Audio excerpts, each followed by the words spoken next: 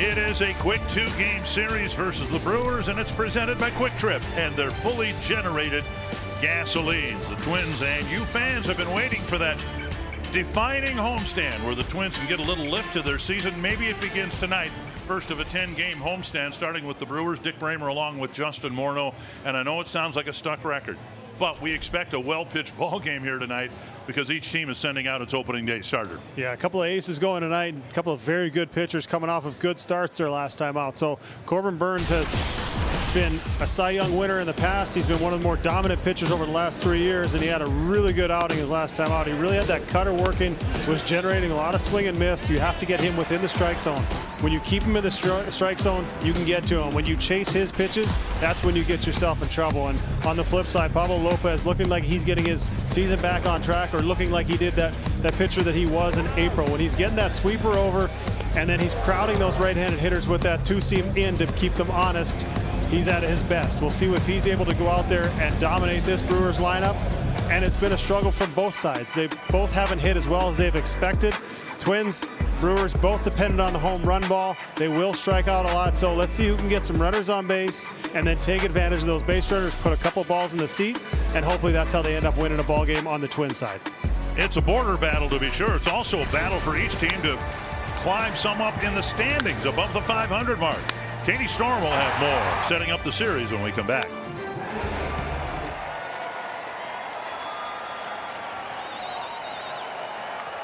Valley Sports North is brought to you by Menards. Save big money at Menards on all your home improvement needs. And by Chevrolet, the #1 selling brand in the Twin Cities. The Twins are back at home and they meet the Milwaukee Brewers for the first time this season. The 2-game series kicks off shortly here from downtown Minneapolis. Hello everyone and welcome back inside Target Field. I'm Katie Storm. With wins in 2 of their last 3 games, the Twins now open up a 10-game homestand, beginning with a border battle against the Milwaukee Brewers. Let's get you set for this heated rivalry in our series setup. The battles between these teams sure have been close over the past couple of seasons. In the last 10 meetings, each team has 5 wins. Both the Twins and Brewers have also hit 12 homers apiece and have matched each other's run totals in that span. It's been a pretty balanced fight. We'll see what's in store these next 2 days. Pablo Lopez starts the series for the Twins and looks for a strong opening inning tonight. This season, his ERA is closing in on 7 in the first inning compared to 3.72 in all other innings.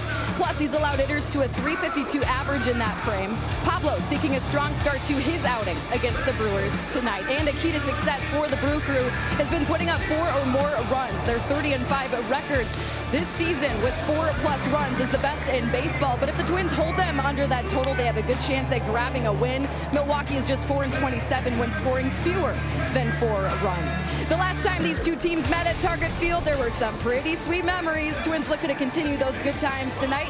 First pitch comes your way next, right here on Valley Sports. Your story begins. Now, that's a gluten-free crust. Does that make you even hungrier? You didn't have to do that to me. I didn't do it to you. The people in the truck did it to you. It is gorgeous. It is absolutely gorgeous. Low 80s.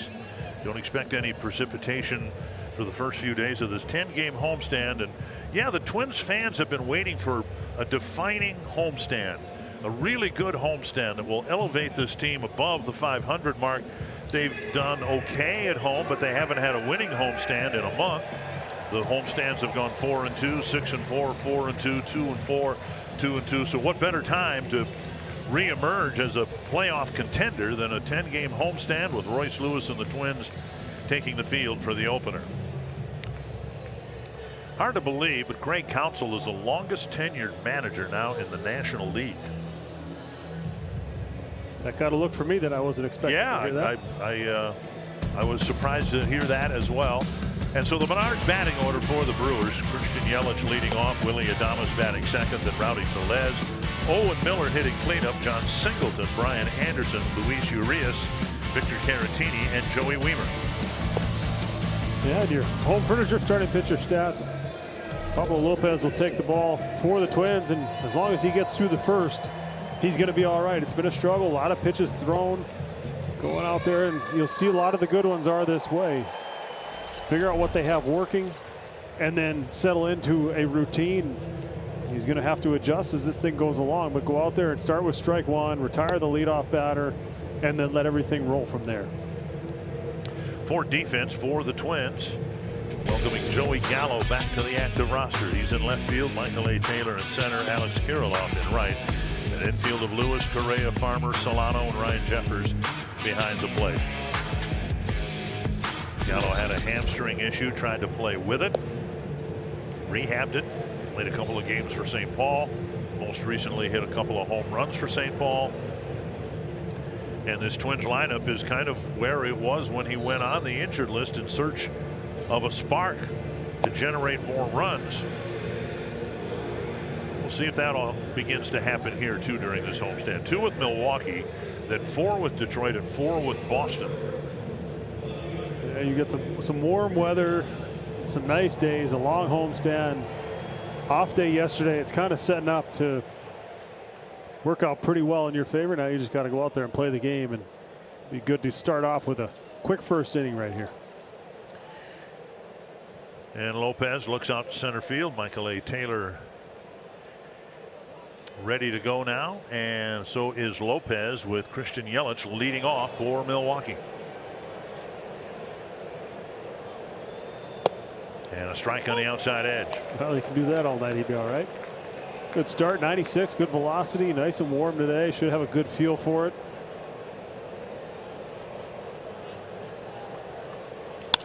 Fly ball left field, and coming in is Gallo for the first out. Ball find you right away, right? Well, there are some Milwaukee hitters who are familiar with Lopez because Milwaukee's in the National League. Lopez, prior to this year, was pitching for the Marlins. Yelich now has 10 at bats against him. Adames stepping in next, 0 for 11 with 8 strikeouts against Pablo Lopez. Yeah, whatever he's been doing, just keep doing it. Shaving the outside edge again, strike 1. I'm not sure I'm wanting to watch that video. If I look at the numbers and go, how's he getting me out? I don't want to see myself facing a pitcher and then having that thought in my mind as I'm stepping in the box. Check swing. No, 1-1. I think what I'm looking at, I'm going, what are the guys doing who get hits off of them? I'm looking for something positive. That's the feel I want when I'm stepping in there. Yelich 4 hits, now 10 at bats, but 3 walks. 1-1 from Lopez to Adames. Foul off of Jeffers towards the Twins dugout, 1-2. Well, he's not seeing it very well in that time of year when that bright background early in the ball game, the 6:40 start. A little tough for the hitters to pick it up. It should get better pretty quickly. Almost tougher for the center fielder to see the ball off the bat than it is for the hitter. Foul back. Yeah, the center fielder almost looking directly into the sun. Well, that and standing in the bright, looking into the dark, trying to pick up the ball. The lights don't really do much yet, so it doesn't really highlight that ball. When it gets dark, it kind of, you know, there's that contrast. You can see the ball a little bit better. Tap foul. Lopez, as we documented, has had some issues in the first inning. He also has some other big innings. He had a 3-run first inning back in the middle of May. He also had a 5-run 6th inning 2 starts ago.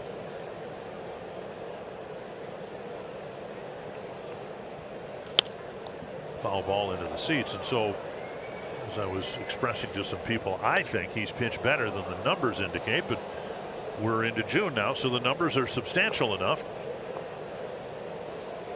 It's no longer a small sample size. 1-2 again to Adames, and there's a strikeout. So Adames now 0 for 12 with 9 strikeouts against Lopez. I saw some pitches, but result ends up being the same. 90-mile-per-hour changeup. That's pretty good. 2 down, and now Rowdy Tellez. Just off the outside edge, ball 1. Velocity still very strong for Lopez, 96, occasionally 97 miles per hour.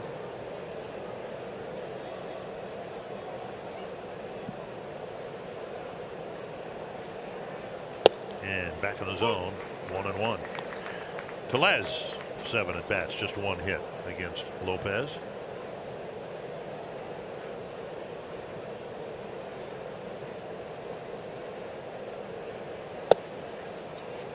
Two and 1. Brewers saw Lopez last year at his absolute best. 2 starts against Milwaukee, each of them lasting 7 innings. He gave up 1 run and struck out 18 in those 14 innings. High fly left center field. Gallo, Taylor converge. Taylor fights the sun, makes the catch. Not just a scoreless first inning for Lopez, but a 1-2-3 inning.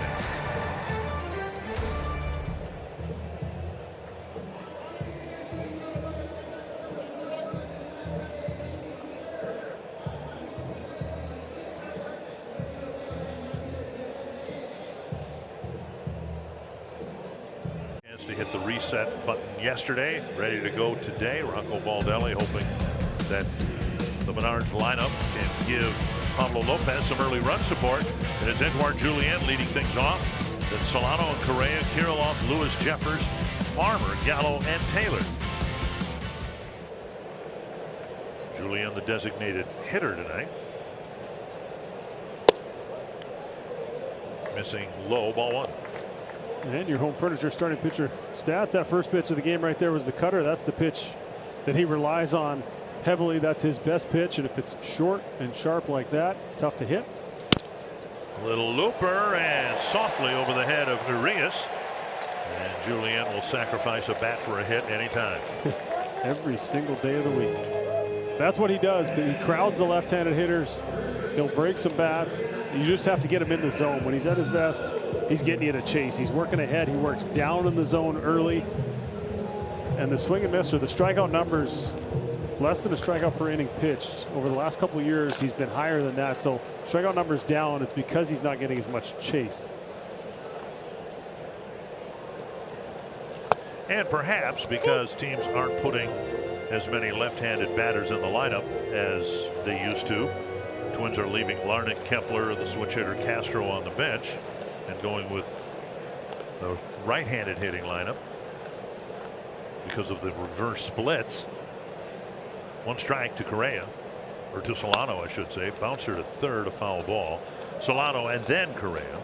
And it's not, I think sometimes the reverse splits get a little over talked about, or whatever term you want to use, and sometimes bullpen guys, it's hard to get a read. For a starting pitcher, who started 13 games already, those numbers are, you're almost halfway through your season. Those numbers are pretty true for where they're at and what they say. Blocked by Caratini. Right-hand hitters 8 home runs, left-hand hitters only 2. So it is a guy that, and it's because that cutter, because he's working away a lot of the time. He doesn't run that ball in on too many right-handed hitters, so you're comfortable looking out over the plate on him and getting your arms extended, and occasionally he'll leave you something in the middle to drive. Julien in the minor leagues has been a base stealer. 1 for 1 so far in the big leagues. Seeing the Twins do more base stealing.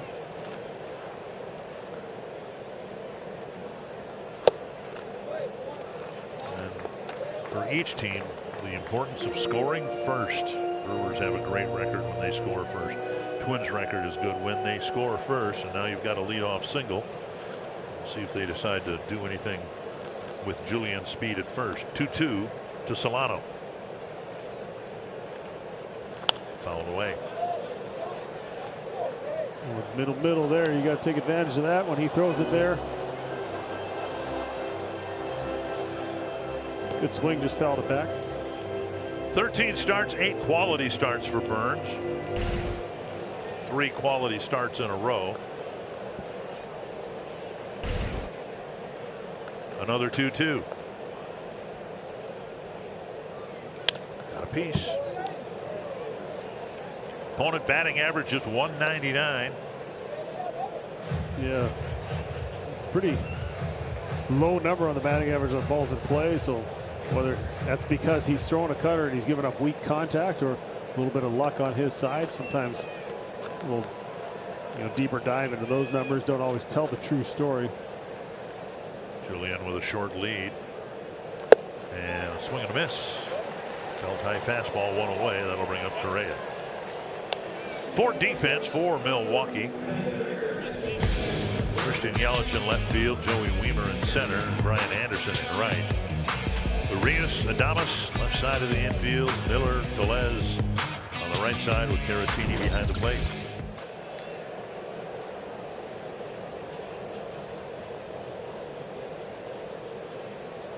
Close at first, but getting back is Julian. Yeah, trying to cover the run game. Milwaukee's allowed 54 stolen bases, caught 12. Burns trying to keep Julian honest over there.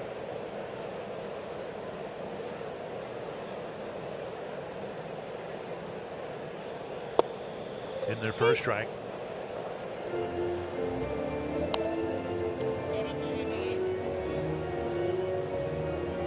Correa had some moments on the road trip, including a grand slam that turned the game around on Saturday at the Rogers Center. Hoping to have a good homestand here.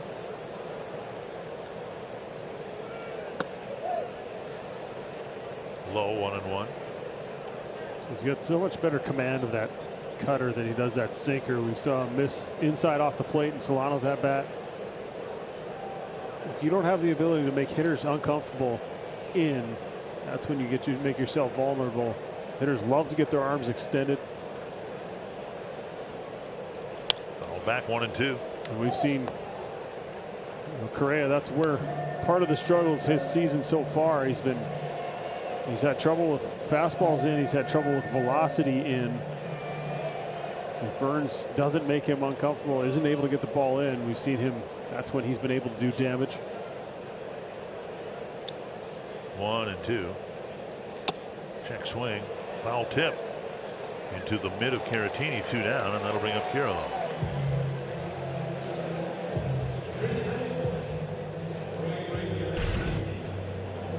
It's just amazing. You see the spin and you expect that ball to get to a certain location.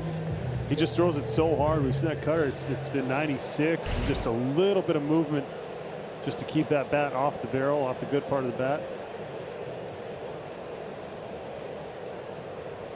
Kirilloff takes inside. Okay, now I have a perfect view of things here at Target Field right behind home plate.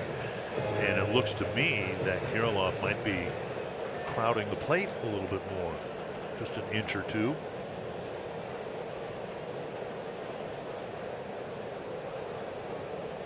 Very high, up 2-0. You agree or no?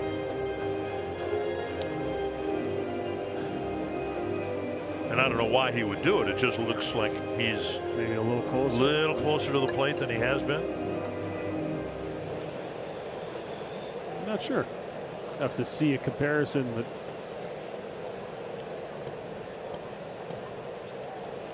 in there for a strike. 2-1.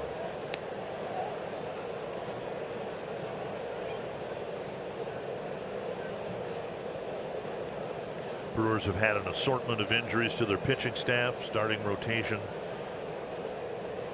not what it was at the start of the year. Woodruff's going to be out for a while with shoulder issues. But Burns has been the rock. 2-1. 2-2. Yeah, that's when he's throwing that pitch in there and he's getting hitters to swing at it. That's when he's at his best. It's a hard thing to tell yourself. You see a ball coming in a certain area of the strike zone, and with the velocity that he throws it with, you just get the barrel out there a little bit early. You end up committing a little bit early, and it ends up a little below the zone. I'll guarantee you that when Kirilloff steps back in and the pitch clock gets down to 8 seconds, he'll be locked in on the pitcher. After what happened Sunday, lost an at bat with a called third strike. And corner is called. Julian's left aboard at first. No score after 1.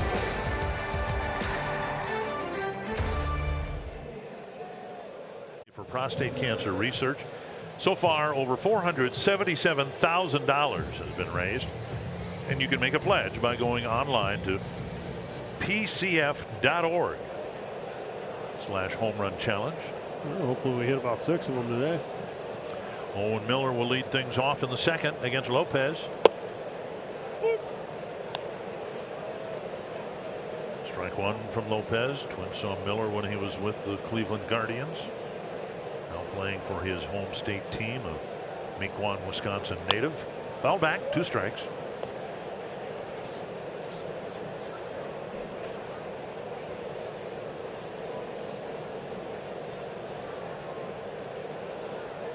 Oh, 2 to Miller, then it'll be Singleton and Anderson.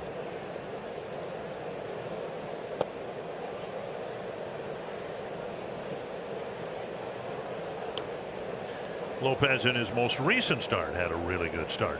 1 run over 7 innings against the Blue Jays, giving up just an Isaac Paredes home run. That was not against Toronto, that was against Tampa Bay, I should say. Swing and a miss, another strikeout, 2 of them already for Lopez. He's got a good feel for that sweeper. He's got that thing moving pretty well side to side. This thing just kind of gets to the plate, makes a left turn.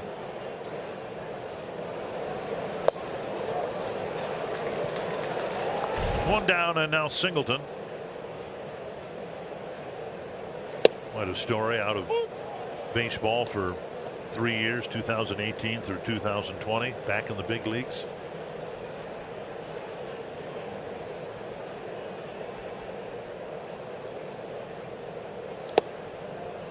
And now 1-1. Perseverance is a beautiful thing, isn't it?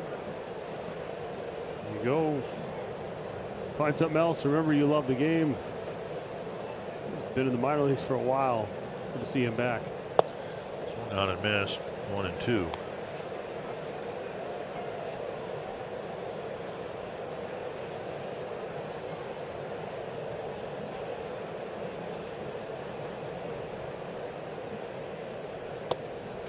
Two and 2.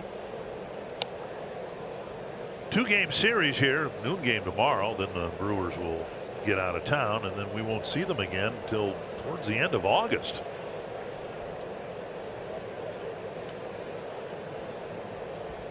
A deep drive to right. It's foul, but he hit it a ton. Yeah, those people weren't expecting a foul ball up there. By the truly on deck section. I think this is one of my favorite things about this rivalry is you see so many people show up to the game together. I mean, I was heckling some Brewers fans here when they were walking in. Twins fans, Brewers fans, it's a friendly rivalry. And it was on the field too, I think, right? I mean, Yeah, I mean, it's different. You know, White Sox during my time were our biggest rival. It was a rivalry with Cleveland as well. But when you play a team 19 times like we used to, that rivalry develops. When you play a team a couple times a year, it's more in the stands. And half swing, how about it? Nope. I'd say it was more of an enjoyable rivalry where, yeah, you're trying to beat those guys over there, but they're in the other league. You're not fighting really with them for a playoff spot. Yes, the games matter, but you know, their fans are wearing you out in Milwaukee, and our fans are doing the same. It was always fun. Called third strike. Called at the knee. Singleton thought he had ball 4, 2 down. 3 early strikeouts for Lopez. Yeah, he might have had an argument here, but we saw the other half. Burns was getting balls in this location as well. He got one in Solano's at bat. So below the zone is the area it looks like there might be some room for expansion. Well, Lopez threw the ball or threw the pitch, but Jeffers may have gotten a strikeout there. That was a pretty nice job of framing it. 2 down, and now Anderson, strike 1. Guys were teammates with the Marlins. Anderson and Lopez.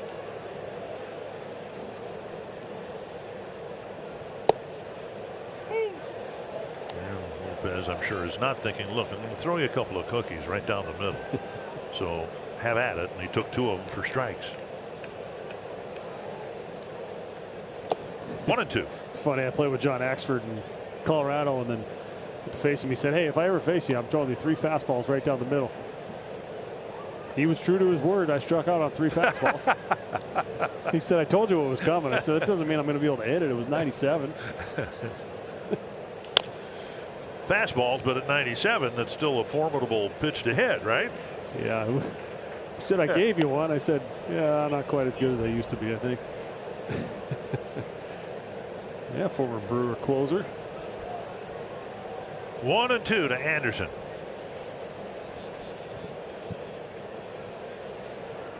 And good start for Lopez. A pair of 1, 2, 3 innings.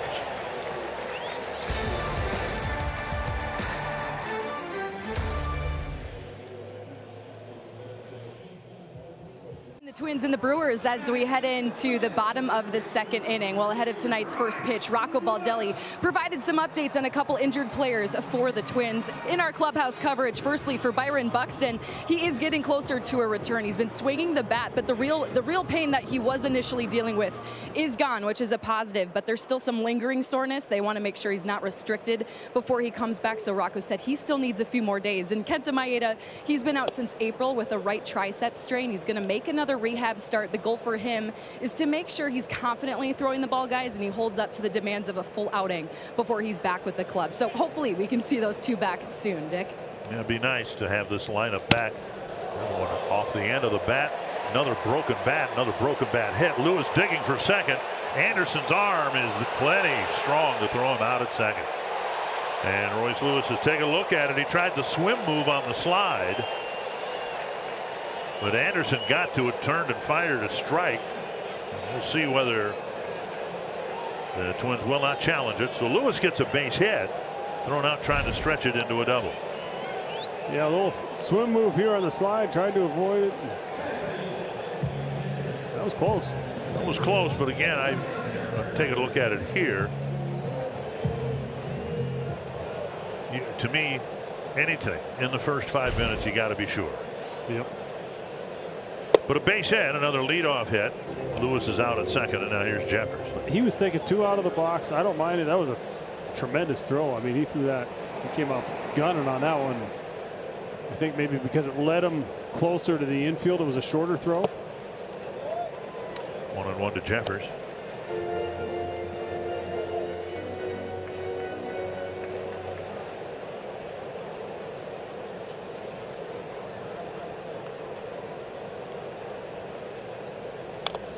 Swing and a foul, 1-2. Caratini pretty good right there. 2021 National League Cy Young Award winner Corbin Burns.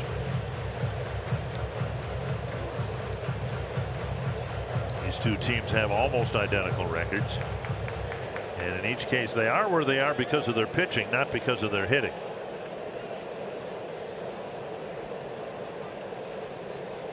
Jeffers out in front, a strikeout for round number 2. 4 strikeouts for each starting pitcher so far. That'll bring up Farmer. Quick word now from Arby's. Welcome back, Wagyu Steakhouse Burger and friend. Kyle Farmer will try to get something started with 2 down.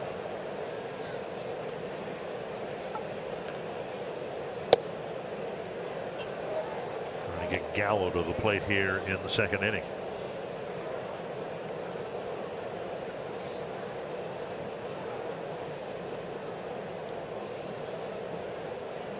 There have been 2 balls put in play.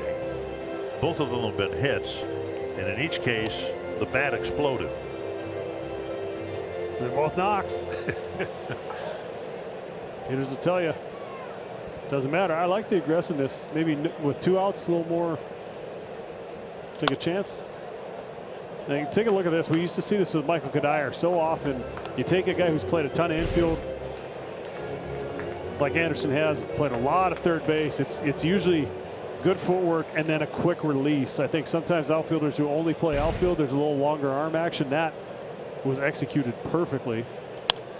And I think just because of that experience, okay, I'm playing third. There's a guy running down the line. I got to get a good grip on it, get it out of my glove.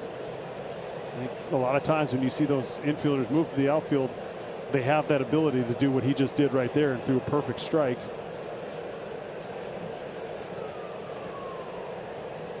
1-2 to Farmer. A solid single to left center field, headed for the gap. Farmer's going to dig for 2, and he is in with a head-first slide. Yeah, this play with 2 outs here, nice aggressive base running, and the outfielders are moving away from home plate, so they're traveling away. The momentum's taking them towards that gap. They got a spin and throw. You know, Anderson came in on his ball, so it was a little shorter throw, and with 2 outs, you'd like to see this. Just a little hanging curveball. Farmer hit it hard. He was taking 2 out of the box, and watch how Yelich is moving away, and his momentum's taking him towards the bullpen. So it's a little extra step, and that's what allows Farmer to get in there easily. Joey Gallo back in the lineup.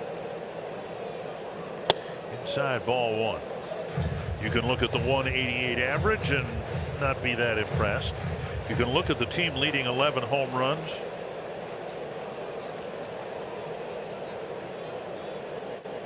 And the 799 OPS, and be more impressed, especially when you think of Twins batters, all of them, who have had at least 100 at bats. Gallo is second only to Alex Kirilloff in OPS. Now, Kirilloff 863, that's on base plus slugging percentage, and even with all the strikeouts, Gallo has an OPS of just under 800. Skied, left center. Adames going out. And it's the center fielder Weimer with the catch. And Farmer left at second base. He'll score through 2.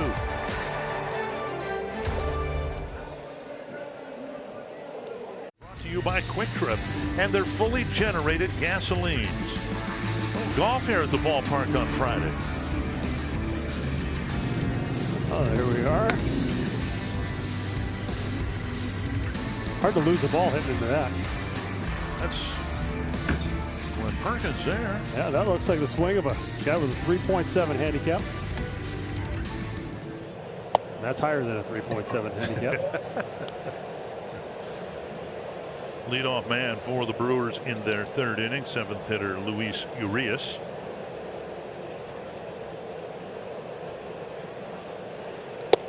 What's your handicap?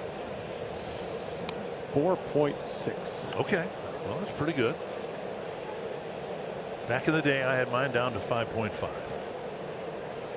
Then I had kids. It's amazing I've been able to do that with kids.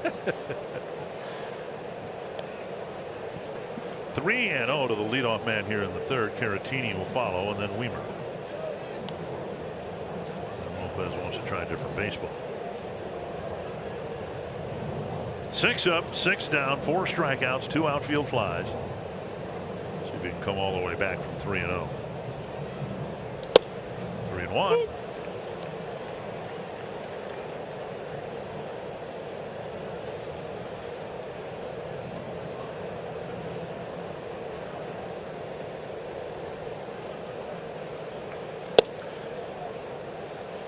That's ball 4. Where was that? That's what Ryan Jeffers is asking. Mark Ripperger is the home plate umpire.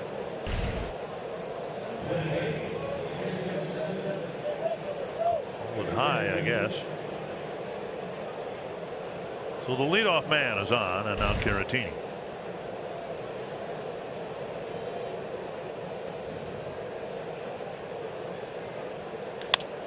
Toward the hole, and that'll bleed through. Arias had to wait for it to get through the infield. So 1st and 2nd. The Brewers have a threat here with nobody out. And now Joey Weimer.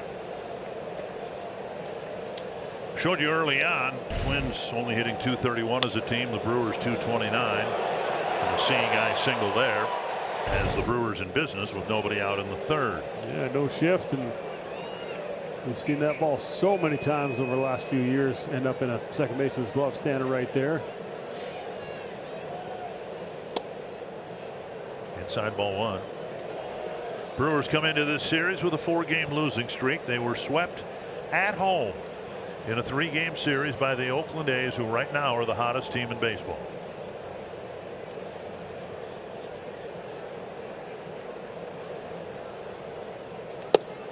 And a strike.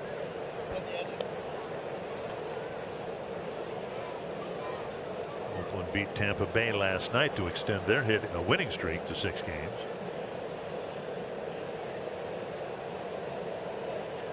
1-1 to the number 9 batter. Sweeper in there for a strike.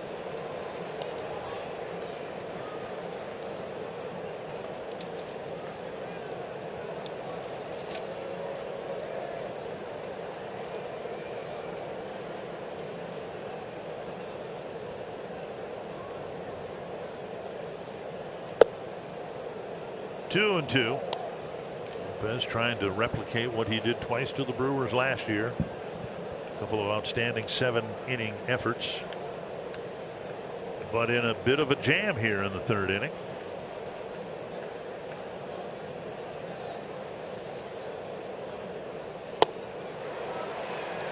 A changeup which has been devastating to hitters in both leagues. Gets a big strikeout. The number 9 guy is gone, and now Yelich.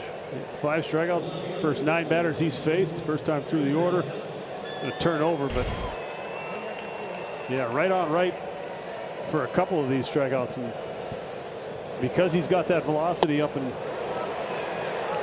mid-90s, you have to respect that fastball. Swung on and missed.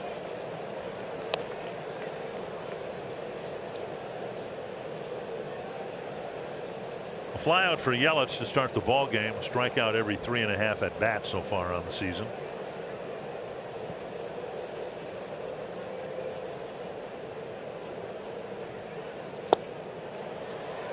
He can come at you with so much above average stuff.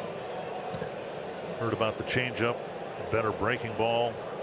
We've seen the 96-mile-per-hour fastball, which is above league average. 0-2. And it's not just one pitch where he's not getting ahead and then striking out with the same pitch every time. He's got 27 strikeouts with the 4-seamer, 25 with the sweeper, and 23 with the changeup coming into the start, and then 14 with the curveball. So he's got a variety of ways to finish off at bats. 1-2 to Yelich.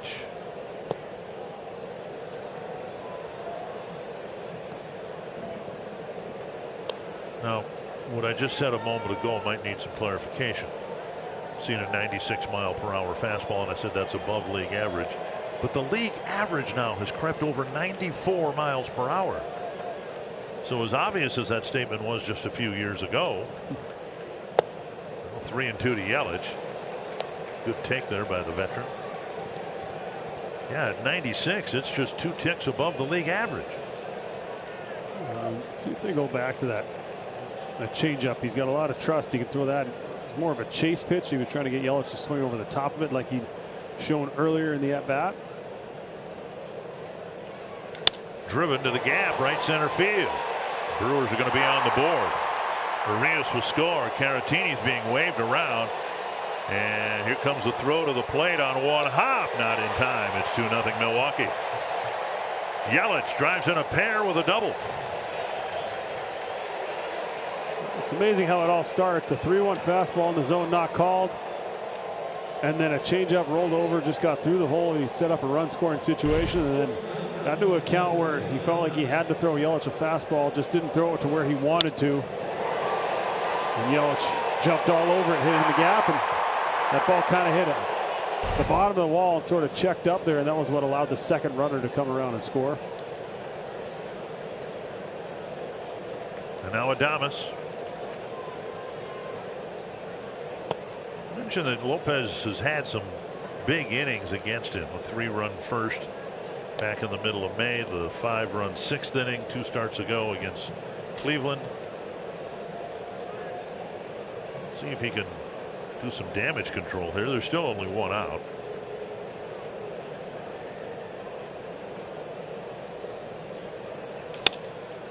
Correa backhands from the edge of the outfield grass. Be a long time, I'm guessing, before we see Correa come up with a short throw like he did Sunday in Toronto on the double play attempt. Yeah, I think that was just trying to move a little bit too quickly, trying to rush a play. And you're right, he's got as good his arm as anybody from shortstop, an accurate arm. So 2 down, and now Tellez, who had a fly ball to Taylor in center, his first time up.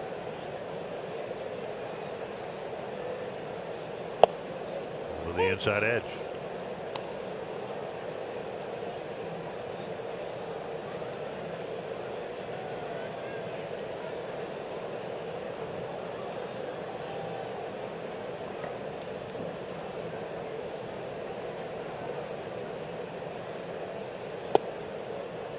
Check swing taken low. 1-1. Both these pitchers are at their best when they're getting chases, and Lopez gets a ton of them, generates a lot of chases, and respects the fastball, respect the ability to throw strikes. Gap again. Chased by Taylor. Will play the carom. Tellez will hold up with an RBI single, and it's 3-0. So in the inning, 3 hits, 3 runs. The walk set it all up. And now Owen Miller. Well, he got the barrel out on this one. This looked like just an easy swing. The ball kind of jumps off his bat. Michael A. Taylor played that perfectly in center. Watch this kick this ball takes, and tell by the sound Yelich is going to score easily. And out of center. And an easy catch for Taylor to end a 3-run third inning for Milwaukee.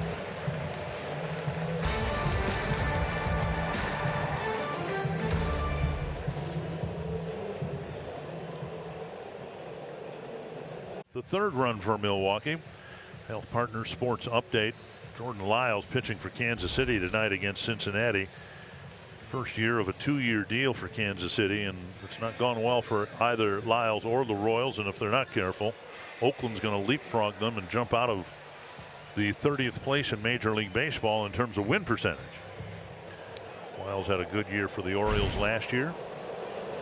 It'll be Michael A. Taylor leading off the third, and now Burns has got a 3-run cushion to work with. Half swing, a strike, I believe. Yep.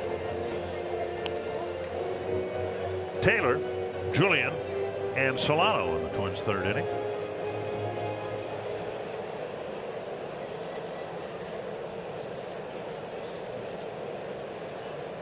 Foul back.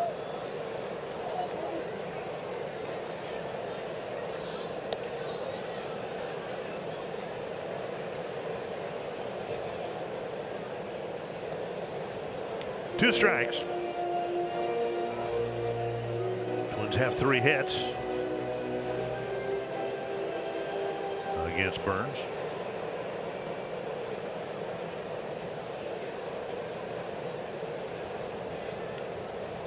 On the ground, Twins have 4 hits.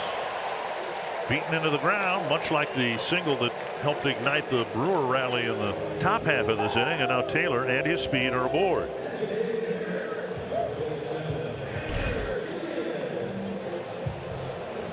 good solid contact, using the big part of the field. A lot of room up the middle these days. See if he takes off here down by 3. We've seen him run, and he's done a nice job running the bases, stealing bases. Perfect 11 for 11 in stolen base attempts. Julian takes outside a ball. Burns blew up his bat in the first inning, but Julian dumped a single into left field and was left there in the first inning. Burns followed that up by striking out the next 3 batters. A little jolt right here, kind of get him right back in it with one swing. See if we can get a cutter over the plate. 1-1. Oh, he was thinking the same thing, and tell by the reaction right there. He knew he got a pitch middle.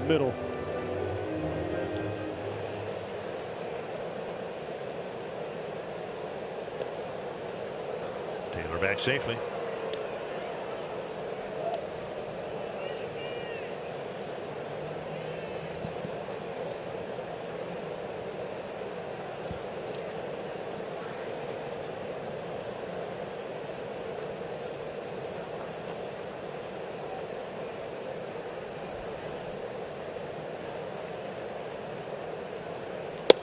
Up and in.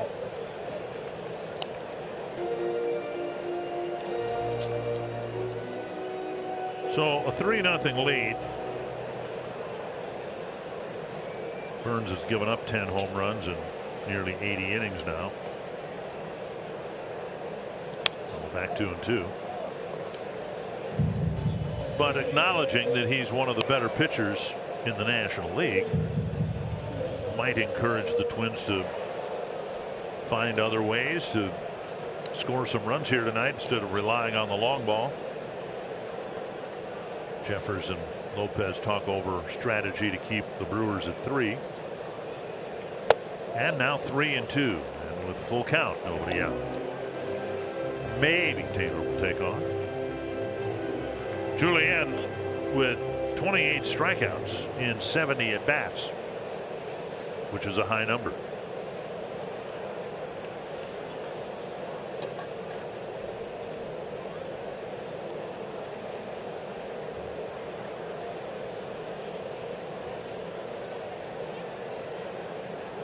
Fouled off a foot.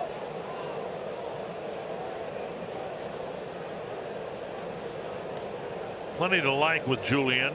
Seems a little more settled in than his prior stints with the Twins this year. Oof. Off the calf. Yeah, that was ankle. Call that a little shin burger. You know, with a lump about half the size of a baseball. Paparese is going to make sure that he's okay. Would have if you say get back in the box before it actually hurts. The longer you wait, the more you feel it. It's numb right now, and it's going to start throbbing on him, and he's going, get out of here, I want to hit. Quick message from Quick Trip.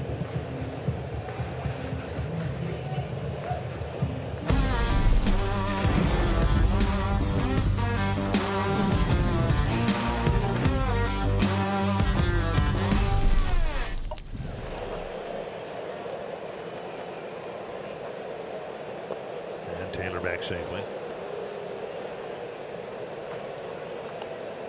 It's 2 disengagements in this at bat. So the umpires signal it there. See if Taylor takes off.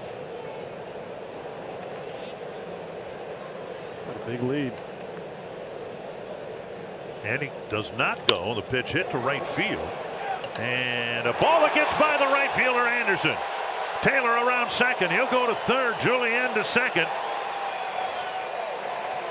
And Anderson came in, and I don't know whether the sun was a factor or not. He seemed like he was right at the edge of the shade and the sunlight. I think the sun and the topspin is what got him. But think of the last 2 doubles Julien's had. That's good, clean living. This ball just kind of knuckled on him a little bit, or had some topspin, and he committed to it. And by the time he realized he wasn't going to get it, he was already into his slide. You see that little hesitation trying to read the ball. Maybe he didn't see it that well coming out of that bright spot. You got that gap between the top deck and the overhang in the stadium here. Either way, it's a run scoring opportunity. You got to take advantage of it. Wouldn't take much to get the Twins a couple of runs here in their half of the 3rd inning. Solano the batter. I'll go down as a double. Scored a double. Think about that one. The one the other day hit the seam of the turf and the dirt and kicked off first baseman's hand. Julien's doing something right. Base hit right field. Taylor will score. Julien will be held. And the inning starts with 3 hits and already 1 run on the board. Men on the corners now for Correa.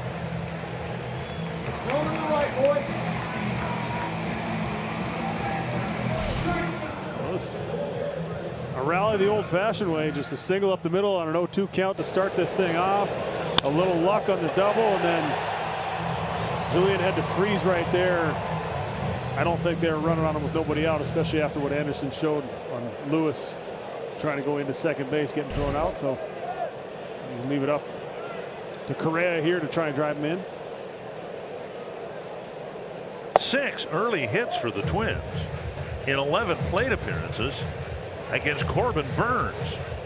I mean, how many times have we seen this though over the last couple of years with this? You face aces, and it's like the Twins find another gear, another level of focus. They've hit some of the best ones hard over the last couple seasons. Fall back, 1-1. He was on that.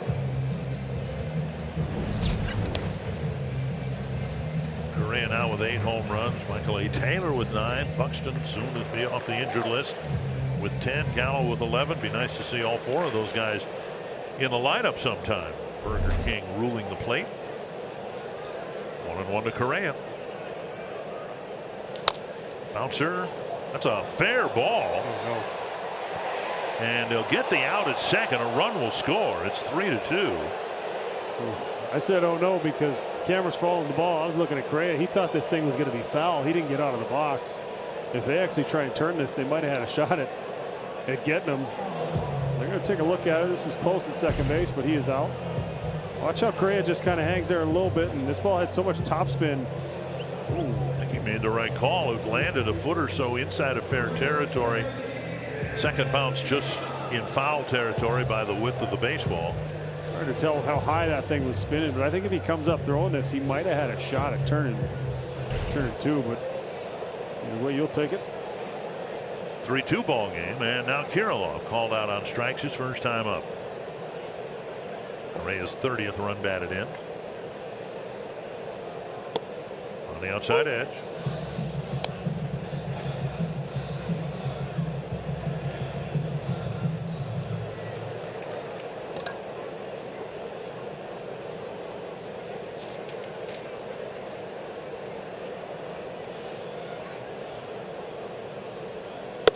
And now strike 2.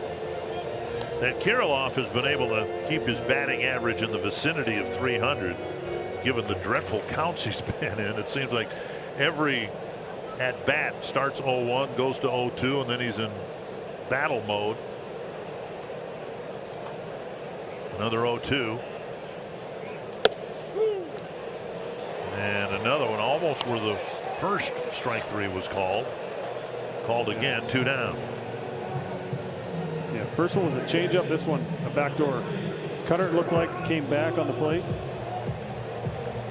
Well, you wonder why he has reverse splits. A guy who's a Cy Young winner in the past and guys had tremendous numbers. Well, it's because right-handed hitters feel comfortable shooting that ball the other way. That ball's on the inner third, but they're not too worried about getting crowded, about him throwing too many fastballs in. He prefers the cutter over that sinker. The sinker showed the numbers 15% of the time. So if he takes a shot in there, it's just to get you off the stuff away. And you see what Solano did there. Even though that ball was middle in, he shot it the other way. It was a great approach and a great result. Up and away, 1-1 to Lewis. Lewis shattered his bat, dropped a single down the right field line. Anderson threw him out, trying to turn it into a double.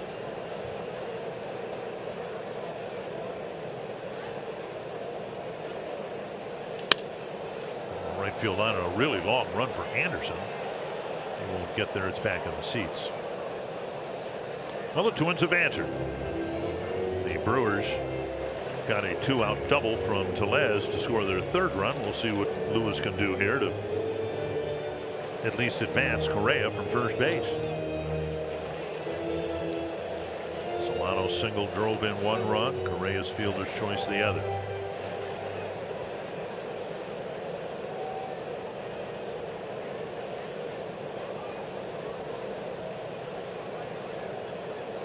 Chasing, and that'll end the inning. 3 more hits for the Twins, a couple of runs. Like we said, a vicious pitcher's duel. It's already 3-2.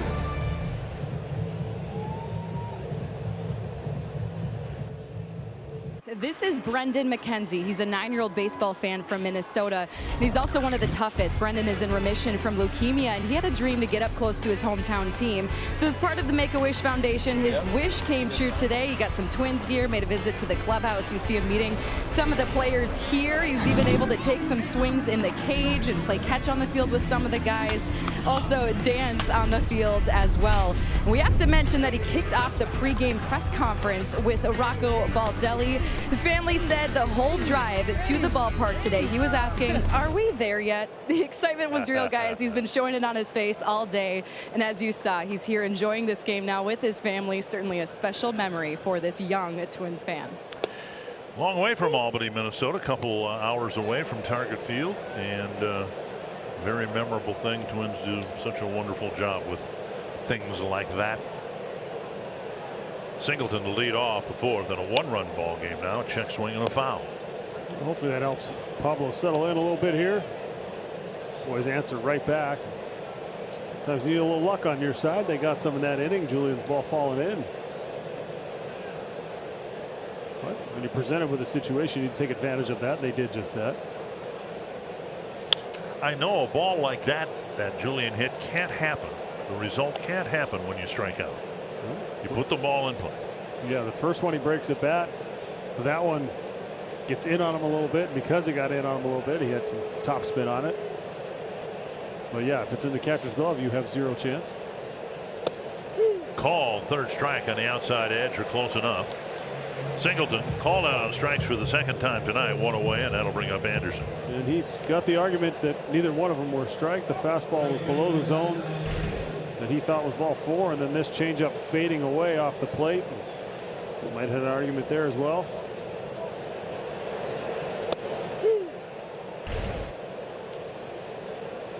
Anderson went out, struck out on a check swing on a first pitch strike from Lopez.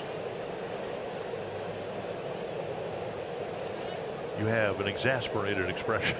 I'm a hitter. I'll always be a hitter. I'll always see it like a hitter. So now you have to swing, right? Because that pitch, a different pitch, but in the same location, was just called a strike. You don't. This is one thing I've learned. You know, you're better off staying disciplined within that strike zone, because the more you just go out there, it doesn't help. You get frustrated though. I mean, your job is to get a hit. Your job is to go up there and get a hit, and you realize it's that much harder when you're behind in the count, and you don't want to give away too many. But if you're around the plate a lot, you get chases. Brought to you by Old National Bank. But yeah, he gets as much chase as anybody in the league. Another strikeout. Lopez had his rough inning that we've talked about in the third, giving up 3 hits and 3 runs, but now a couple of strikeouts to start the fourth. Yeah, he's 11 of 15 first pitch strikes, so he's done a nice job of establishing the strike zone. And when you do that, the hitters go up there a little more aggressively. They respect the fact that you've got a couple of off-speed pitches you throw over for strikes as well. That sets the tone, right? You swing at that, then you throw the changeup, you know, a ball or two lower than that, and then the hitter swings over the top of it. You get that chase.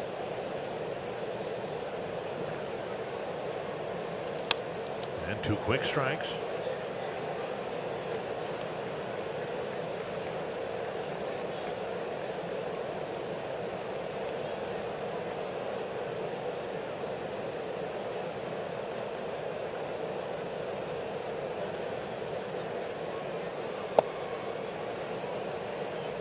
Down and in.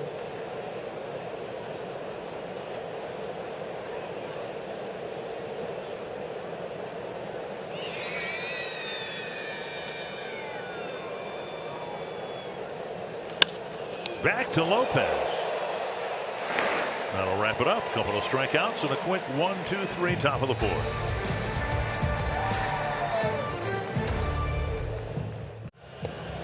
(3-2) is the score as the Twins will hit now in the fourth inning, and you can get out and play with the Minnesota Lottery. You can say I'm in and scan the QR code for a chance to join the Minnesota Lottery's winner's circle and win $50 in scratch tickets. Ryan Jeffers will lead off the fourth against Corbin Burns. The Twins have 6 hits over 3 innings, a couple of runs. Now, I don't know which sausage company would produce a hat like that, if anybody. Must be from Wisconsin. I bet you it's a brat. But, you know, could be.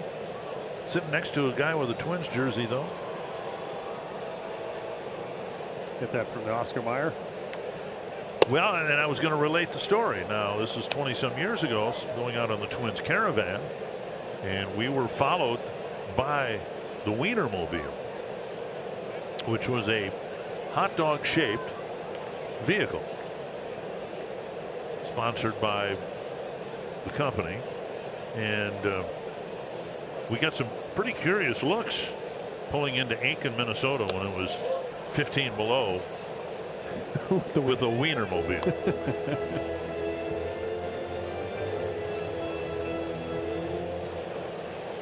1-2 to Jeffers, trying to get aboard. Twins got their leadoff man on in each of the first 3 innings. with hits. Caratini tried to steal one for his pitcher. 2-2. Well, Burns likes throwing to him. There's a reason he's behind the plate. Offensive numbers not fantastic, but the ERA, catcher's ERA or Burns' ERA when Caratini's back there is just a little over 2. Swing and a miss. Fourth inning starts with a strikeout. With Contreras back there, it's close to 6. So there's a stark contrast. And with, as I said, we're at the point in the season now where the numbers are kind of where you can look at them and go, this is a bigger sample size. And that's it for you right there. That's pretty drastic. And if you're a manager making out a lineup and you say, where do I want offense or would I rather have my pitcher comfortable? I'd say that's significant enough where you're saying I'm putting Caratini in there as much as I possibly can when Burns is on the mound. And now a first pitch strike to Farmer, who drove a double to left center field his first time up. There have been 10 outs recorded by Burns. One runner was thrown out, Lewis, on the bases. There's been a ground out, a fly out, and 7 strikeouts. And it's 0-2 now to Farmer. Matched by the Brewers, 7 strikeouts as well.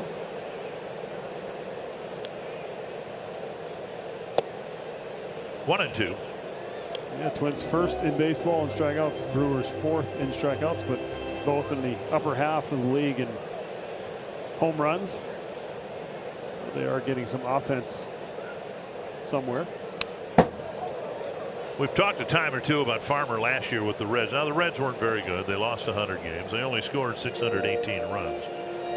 But Farmer drove in 78 of them. He was the team leader in runs batted in, and there wasn't anyone close. Brandon Drury was next for the Reds in runs batted in with 59. So Farmer was by far the top RBI man on the Reds last year. And a rocket. Miller with the catch. Pretty well hit ball again off the bat of Farmer, 2 away. Yeah, 102 miles an hour there. You can request tickets to your next Twins game in the Cub family section. It's an alcohol-free family section that includes a free hot dog and Pepsi.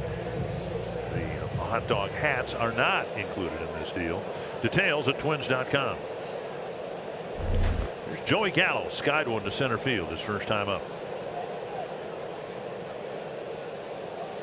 Amazing to watch. The Farmer squares up that pitch. Every time these pitchers seems like they throw a fastball in the zone. The ball Yelich hit a fastball that was hit hard. The ball to end the last half inning, 95 miles an hour off the bat, right back at Lopez. 1-1. And you have to throw enough fastballs to make the off-speed stuff effective, but it is amazing to see just 95, 96, how often these hitters can barrel it up and hit it hard.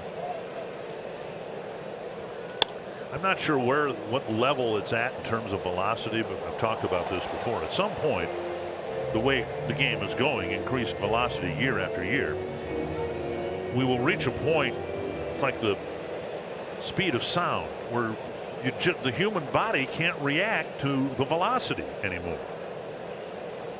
I mean, hitting was hard enough when the average fastball was 88. Now it's 94, and it's showing no signs of going backward.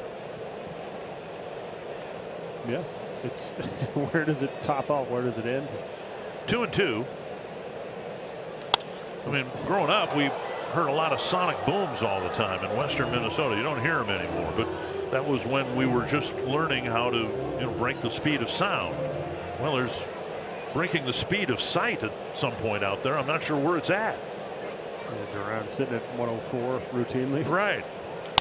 That is pulled foul. But it's funny. I was we were up in Toronto and son had a baseball tournament going. I was talking to, I think it was Correa, about him. He said, well, what does he like to do? I said, he likes to pitch sometime. He said, good. By the time he gets to the big leagues, everyone will be throwing 110.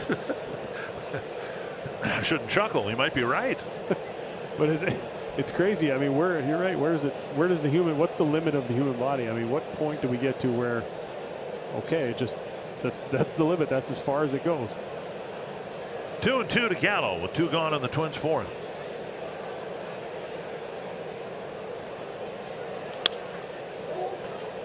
remember on April Fool's Day years ago, this is probably 25, 30 years ago, Sports Illustrated did a great spoof of a fictional character, and the whole thing was an April Fool's joke, Sid Finch. And they said he was just some country boy who didn't have baseball spikes, but he could throw 120 miles per hour, and we all bought it.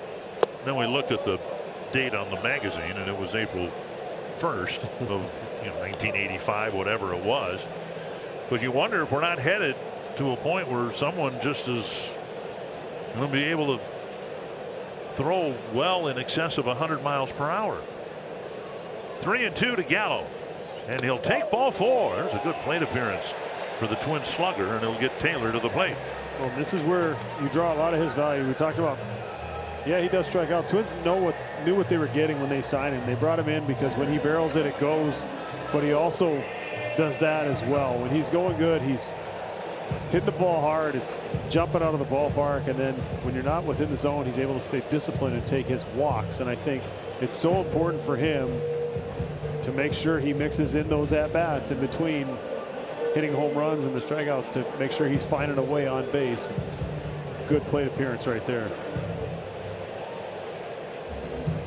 So now Taylor, who singled and scored, he singled in the 3rd inning, led off the inning, and the Twins answered Milwaukee's 3-run inning with a couple in the bottom.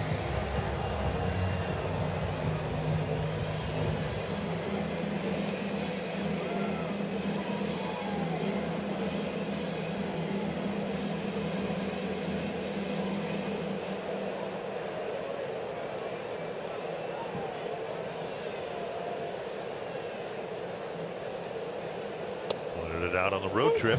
Taylor, with his 9th home run, has already hit as many home runs as he did all of last year with Kansas City. We talked in some detail about the leg kick that he added.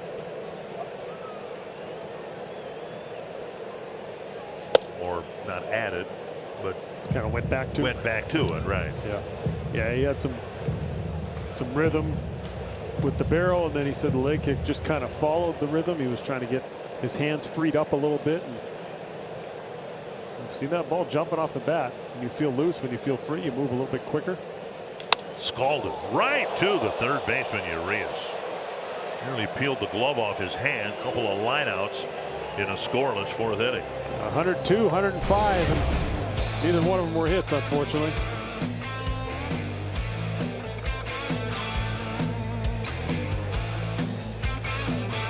For your Toyota, get caught up. Christian Yelich got the scoring started in the 3rd inning. The 2-time All-Star had a 2 RBI single, 2 of Milwaukee's 3 runs in that frame. The Twins, they then answered in the bottom of the inning with 2 runs. Donovan Solano plated one of them with that RBI single to right field.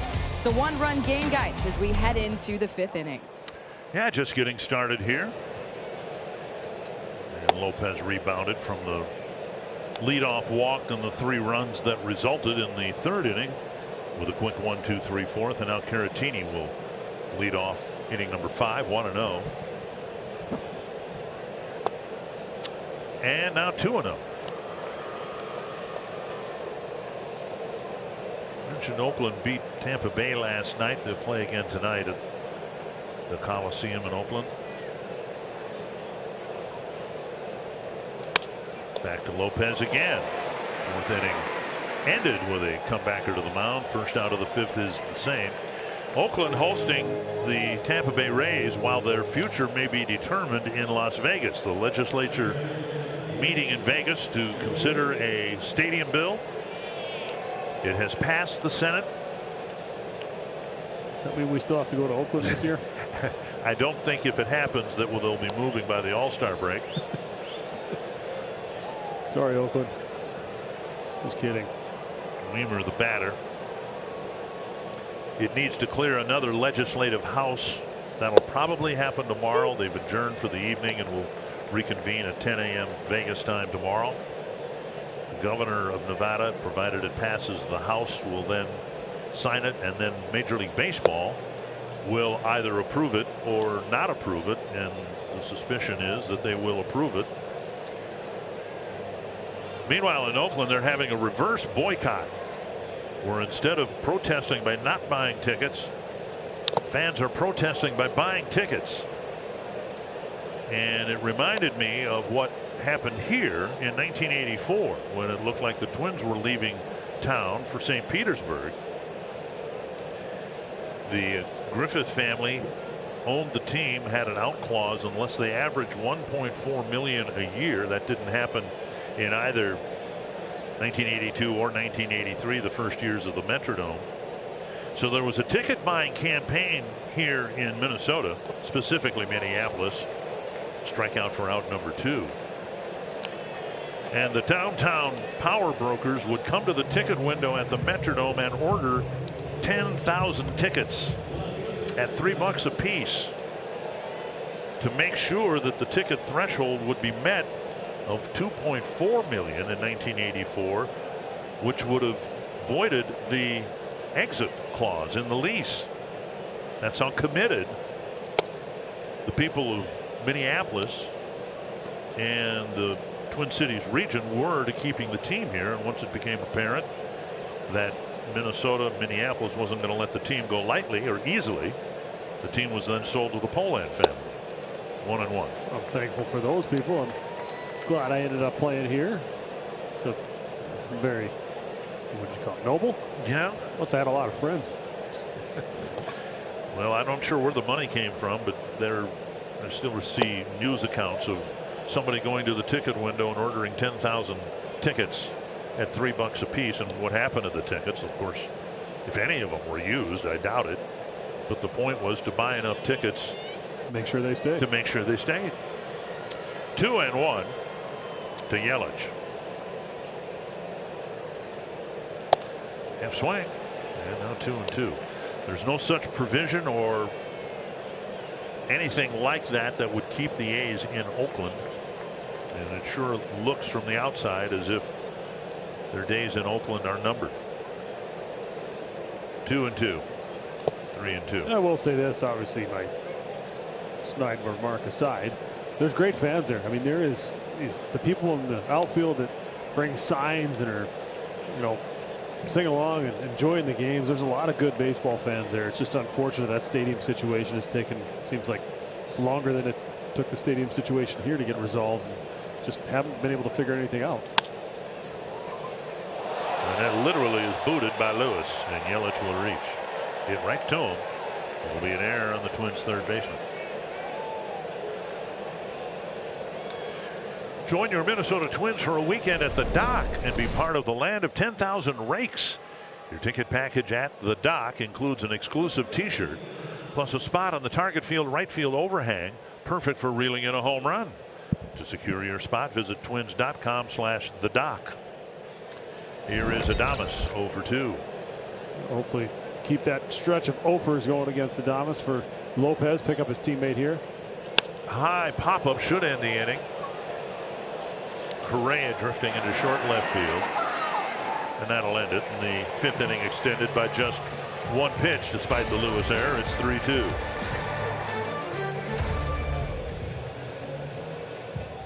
Concerts are officially back at Target Field. You can catch Grammy Award-winning artist T-Pain Thursday with a show included in your ticket to the game. Get your tickets and a limited number of Field Pass packages today at twins.com/T-Pain. There's a first pitch strike to Edouard Julien. 2 more hits. Sinking line drive to right for a double in his most recent at bat. Strike 1 and strike 2. Well, anytime I can forward on a note that I got, always good to see. That includes your name. Half swing, strike 3. So 1 down in the 5th, and now Donovan Solano. Well, he got Burns working pretty hard here. He's not throwing a ton of first pitch strikes. He's not as dialed in as he was in his last start. And the Twins have done a good job putting together some good at-bats. Not chasing, unfortunately, in this one. He just sped him up, and hard to tell the difference between his cutter and then slider that he throws hard. He has thrown, Burns has thrown as many as 110 pitches in a game. Through 96, covered 8 innings against the Orioles. in his last start. Had a big lead in that game. Solano takes high, 1-1. Solano with an RBI single his last time up.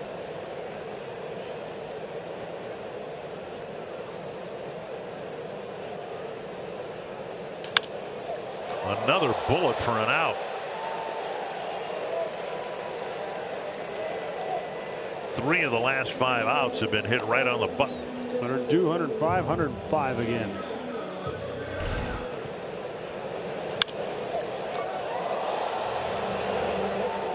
Some elevation on that ball. That ball's in the seats. Hit that hard. But he squared it up. Nothing you can do about that. Correa drove in a run with a ground ball his last time up, and he takes down and away, ball 1.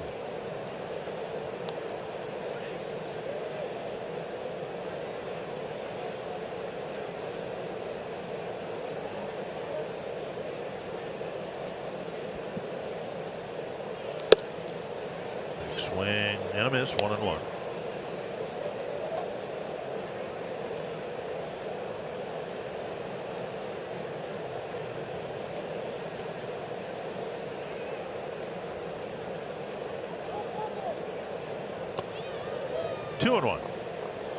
Good take there. Well, we saw him hit a couple of home runs on the road trip. This would be a good time for a little game tie-in. 2 out. A lot of times in these situations, my thought was extra base hit, get something to elevate, get myself into scoring position. Or dribbler toward short. Correa hustling down the line and is out at first. 3 up, 3 down, 5th, on to the 6th in a 1-run game. See, they don't even out.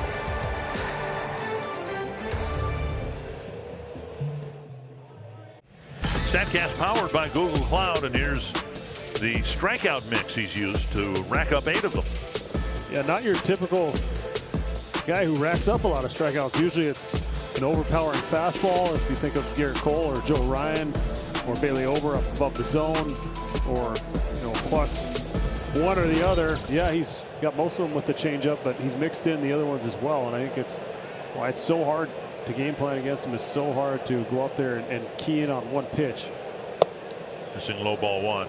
He doesn't necessarily fall into patterns. A lot of times you go, okay, if you're a right-handed hitter, fastball in, he gets me to 2 strikes, he's going to try and finish me off with that sweeper down and away, and he doesn't necessarily fall into those patterns. He can run that 2-seamer in and then throw the changeup off the same spot, and it becomes very difficult to pick those pitches up. And he had the one big inning here where he gave up 3, but he's really, other than that, settled in, looked pretty good.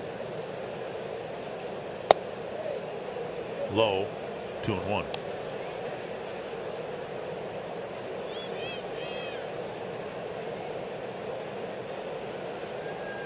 Tellez drove in the so far deciding run, the 3rd run with an RBI double. And now he lines one to left. That scoots across the grass, gets to Gallo in a hurry. Looked like he hit it off the end of the bat, but so big and strong.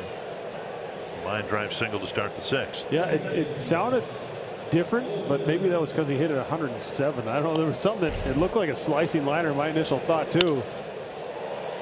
That ball almost kind of skipped past him and got out there in a hurry.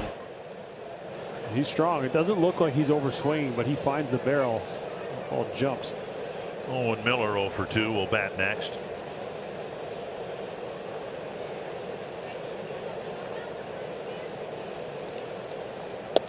In there, strike 1.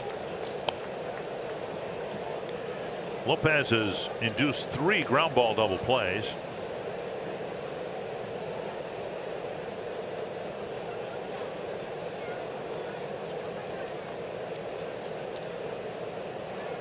And now strike 2.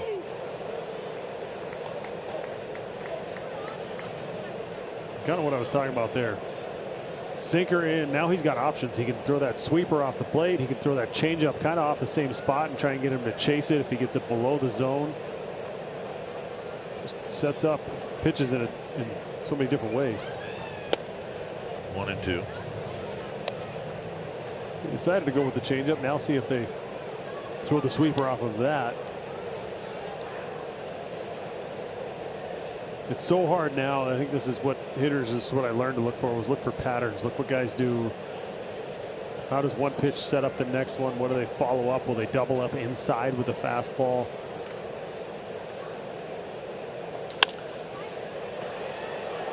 Farmer to Correa.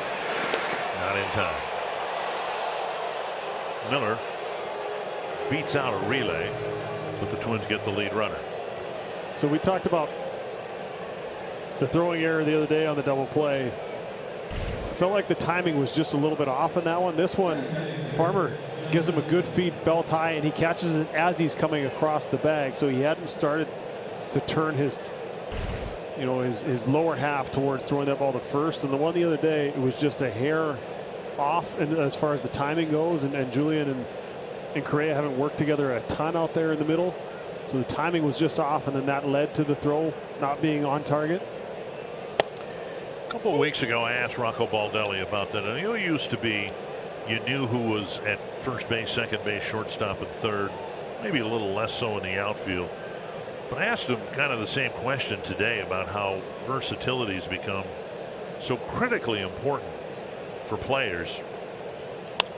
You know, in '87, you knew that Lombardozzi was going to be at second and Gagne was going to be at short. 1991, you knew that Knobloch was going to be at second and Gagne was going to be at short. And there were exceptions, of course, from time to time. We needed to find Al Newman some work in there someplace, right? But it's not that way, not just with the Twins. Now, you know, there's 4 bench players for every team. 0-2. Long hold using the pitch clock and missing. And when you think about all the injuries the Twins have had and everybody who's had, it really is critical now for teams to have versatility and have a guy like Farmer who can play anywhere in the infield, a guy like Castro who can play just about everywhere in the infield and the outfield, because of the attrition rate of regular players going down with injury. 1-2. But you think of the best double play duos, you know, the guys who play together for a long time. They learn where they like the feed. You know, a double play ball. Do you like it off your left shoulder so you can turn and walk through it? Do you like it on your right shoulder so that it's a quicker exchange to your throwing to your arm? You know, guys kind of learn that as they play next to each other a lot. Well, just saying, now Correa has been pretty much a fixture at short. How many different second basemen has he played with this year? Polanco on the injured list, Julian, Castro, Farmer, and I feel like I'm missing 1 or 2 others. I think Solano's played the Solano, yeah. So yeah, I mean, you're kind of learning each one of those guys, and yeah, it seems like there's just a little bit there to. Singleton this time swinging goes down, his 3rd strikeout of the evening. And Brian Anderson will hit, but first let's hear from Bad Boy Mower. Movers. The fields, front lawns, and backyards of America. Bad Boy. I was right the first time. They make mowers. But if you tip them, you know, maybe they'll send somebody over to help you move as well. I mean, if they're bringing the mower in a truck, why not? 1 strike. Lopez trying to pitch around the leadoff single here in the 6th inning.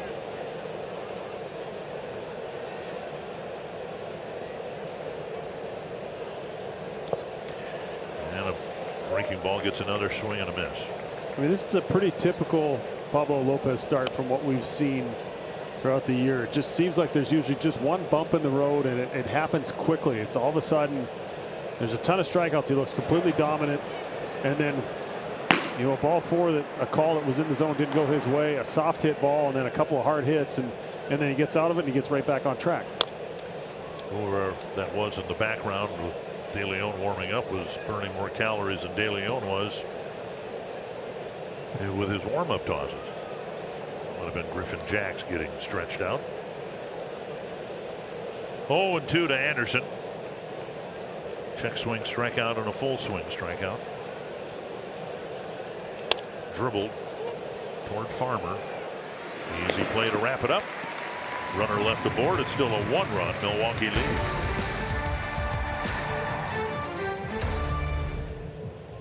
Professional sports stadiums 2 designated international dark sky sanctuaries to the home of music icon Prince. So much more. It's easy to dream big in Minnesota. Discover action-packed events or places of solitude relaxation by visiting exploreminnesota.com. You ever seen the Northern Lights? Yeah. My brother and I look for them when we go up north all the time. Yeah. There's Kirilloff taking a strike on the outside edge. Kirilloff, Lewis, and Jeffers in the Twins' 6th.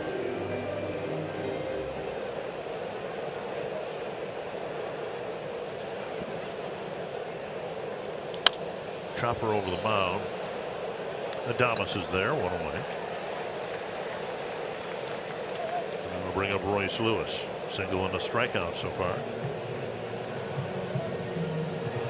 Pretty good bet that Lopez has done. A quality start. 6 innings, 3 earned runs. And again, everything just kind of bunched up against him in 1 inning with the leadoff walk and the 3 hits that followed, producing 3 runs. In the most part, it's been the first inning that's kind of happened to him. You figure he gets out of the first, he's going to cruise, and we're in for one of those special nights. But it just happened so quick. It was kind of like we saw in the Tampa series with their quick strike offense. Low.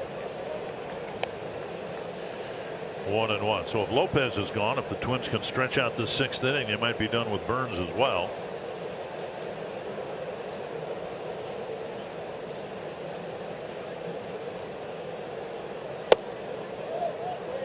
There is a tremendous gap in right center field for Royce Lewis.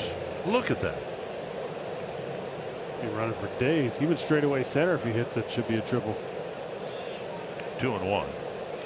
Fouled away, 2-2.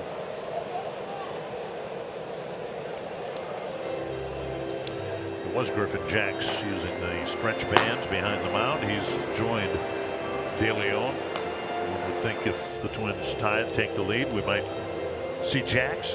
Otherwise, De Leon. 2-2. Twins out hitting the Brewers 6-4, but down a run.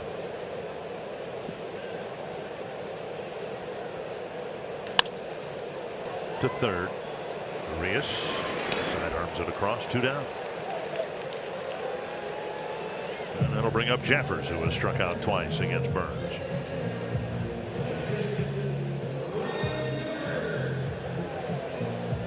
As advertised, Burns has been tough.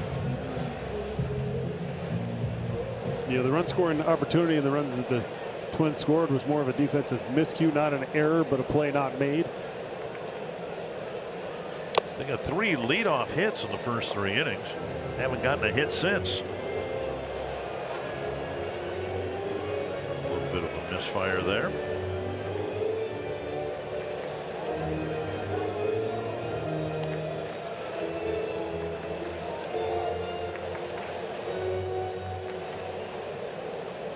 One strike to Ryan Jeffers. A high fly to left. Not very far, but plenty high. 9 pitches in a 1-2-3-6 for Corbin Burns.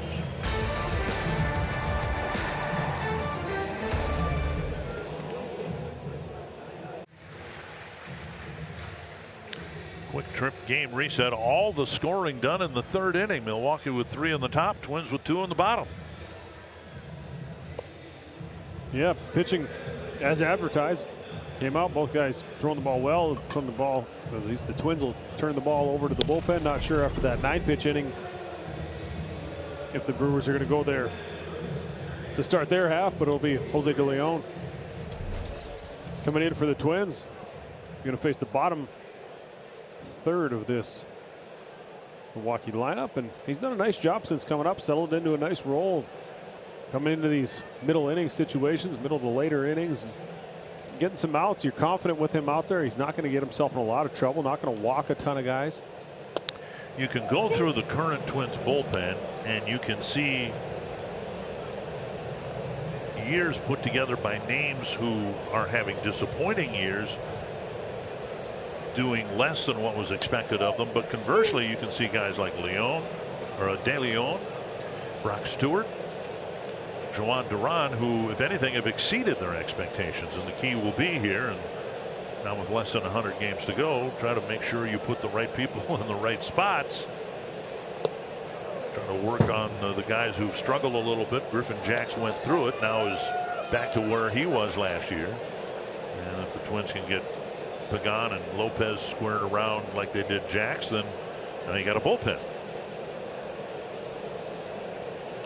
I think it's always hard to find that balance. You know, you say you want to ride the hot hand, but then when do you elevate someone into a higher leverage situation? You know, if a guy's doing well in certain situations, guys getting big outs in the 6th or whatever, all of a sudden you call on him in the 8th. It's a little different feel. De Leon gets a strikeout, 1 away. The thought is, if you can get outs in the 6th, you should be able to get outs in the 8th, but the pressure starts to ramp up as the game goes along. And maybe it's a closer situation, whatever it is. You know, the players themselves will always tell you, I believe I can get anybody out at any time, and you put me out there and I'm going to try and get out who's ever in the box. And you try not to let that other stuff get in there, but there is the reality of the situation. Adrenaline is a real thing. Nerves are a real thing. So it's always interesting to see, like, at what point do you say this guy, you know, Griffin Jacks is back, we're going to trust him to get all the outs in the 8th, or however you want to line it up. And it's such a feel thing, and obviously the numbers will dictate that most of the time. Another strike, 0-2. I'll bet over the course of baseball history, if you took the time to analyze it, I won't, there are some who might, there isn't any facet of the game of baseball that is less predictable than relief pitching. You know, and a lot of times from year to year, it'll be the same guys. Somebody will have a great year, and then the next year just really struggle getting anybody out. So how do you, if you're a general manager, president of baseball ops, whatever, how do you build something when you are less likely to accurately predict how they're going to do? I think stuff has a lot to do with it. Velocity has a lot to do with it. Swing and miss. There's a lot of predictors. But I think it's always tough for me, guys in the bullpen who are 2-pitch guys, because the more looks you get at them, unless those are both plus pitches, you'll eventually you get enough looks at them where you should know what the fastball does, you should know what the slider or the curveball does, or the split, or whatever it is. But if you've got a plus fastball in the upper 90s, and then you've got a plus slider, you can get outs with both those pitches, throw strikes with both those pitches. Solid single to center off the bat of Caratini, his second hit. So I think sometimes it's just hard to survive on 2 pitches in this league because the hitters are good. They've got so much information. And I think that's where the challenge is for the relievers, and why there can be so much variation. If one of those pitches isn't working, there's not a lot to go to. So we'll change up here and just hit it where they aim. So you think about like Pablo Lopez, if he's going through a struggle in a start, the changeup's not working that day. He's got the sweeper and the curveball as secondary stuff, and then he has the 2 versions of the fastball. If a reliever comes in, he doesn't have it working, it's going to be hard to get outs. And I think you see that, and I think maybe that has sometimes what to do with the variety or variability in what the relievers are doing. 1-0. That bodes well long term, does it not, for Joan Duran, who's got 3+ pitches. I mean, every time he throws his fastball, it's like it's on the 4th of July. He gets oohs and ahs. But I just talking with Rocco Baldelli, he might say fastball might be his 3rd best pitch. 103, 104, 105 miles per hour, but his off-speed stuff is better than the fastball. 2 down. A quick message now from Trio. For some of our patients, the goal is hoisting the trophy, but you just want to hoist your grandkids. At Trio Orthopedics, we'll treat that knee so you can be there to lift them up. I think we also talk about the turnaround in Griffin Jacks' season. It's also kind of, I wouldn't say necessarily been directly related to, but he's throwing that cutter a lot more. He's added in that 3rd pitch that hitters have to think about. The sweeper is always, or what was his best pitch, and he was getting a ton of outs with it, a ton of strikeouts with it last year.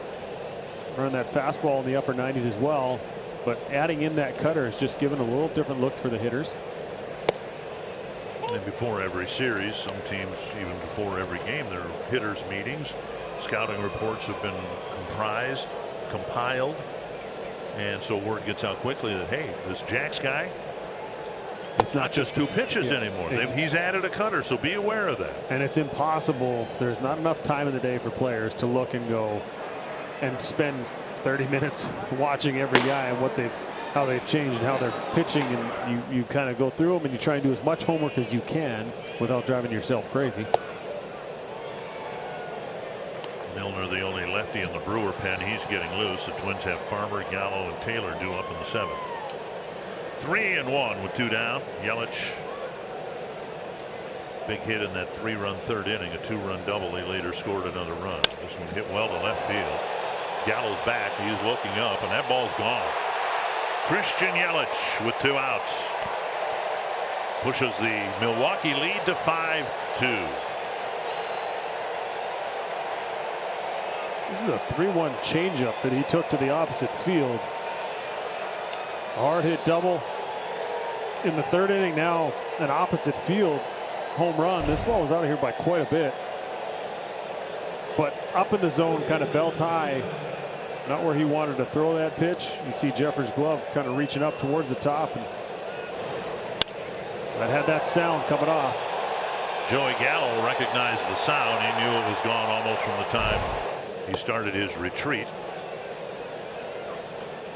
So another big 2-out hit for Milwaukee. They got the double from Tellez to score their 3rd run in the 3rd, and now with 2 outs here in the 7th, Yelich hits his 9th home run of the year.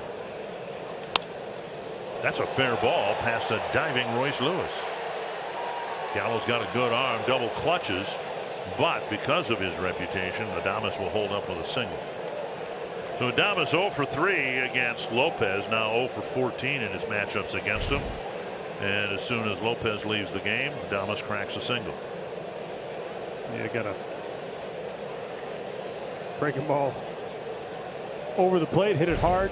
Was able to keep it fair with some topspin, and we see it a lot of times in this ballpark. You hit a ball down the line, it kicks back towards those fielders. Nice job by Gallo. Quick trip to the mound by Pete Mackey.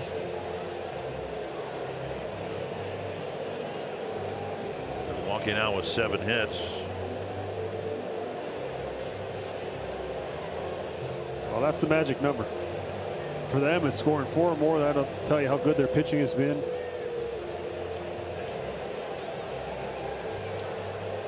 It's going to make it that much more difficult for the Twins to come back. You said you trust De Leon when he goes out there. He's been good in these spots. He's been able to keep you in most games when he's been called upon. Not going the way he would like, but you like to leave it right there, get out of it. You got Tellez, who's stung the ball a couple times coming up.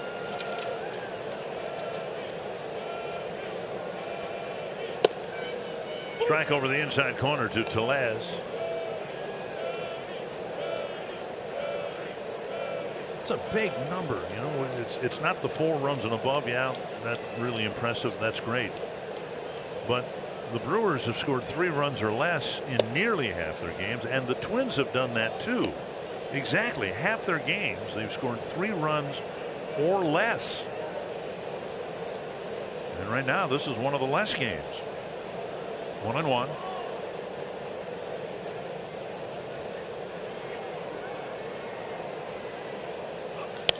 Popped up weakly. Lewis crossing the line, slamming on the brakes, makes the catch. 3 hits, 2 runs for the Brewers, and it's 5-2.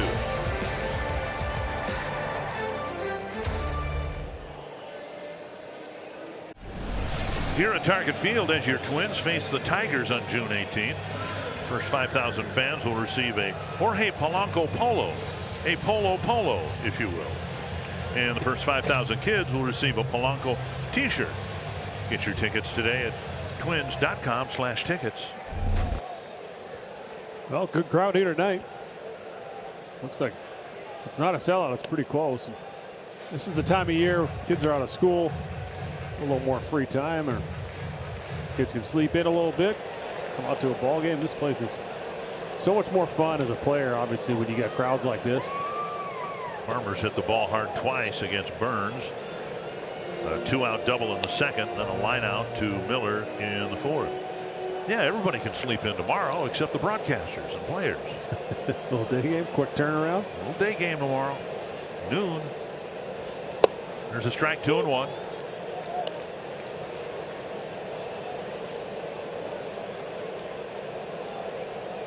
Farmer, Gallo, and Taylor.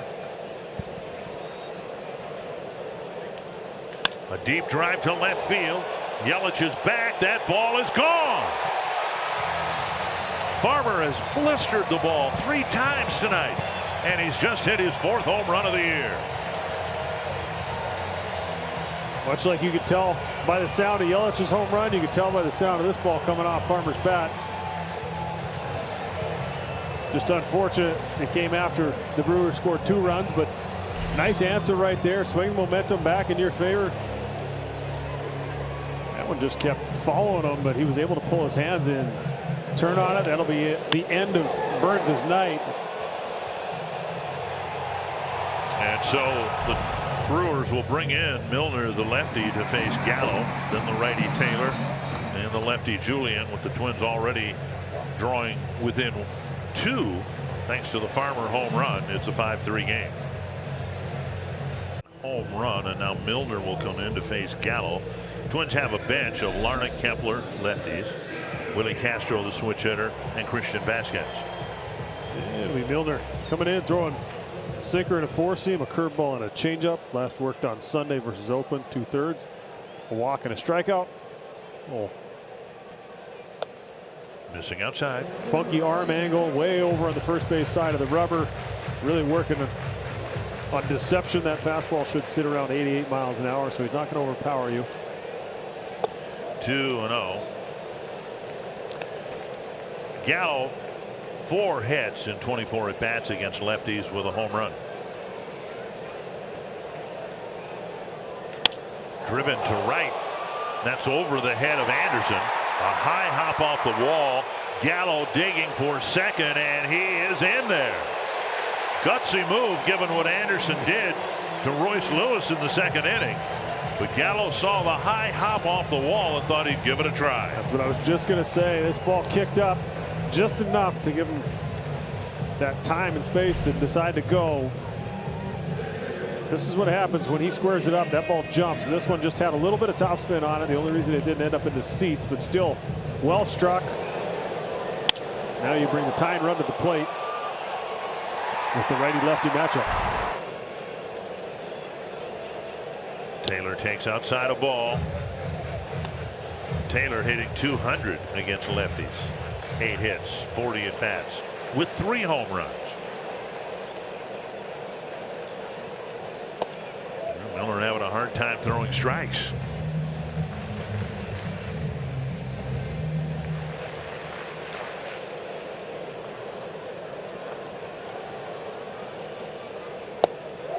And missing low. It's 3-0 with Julian on deck.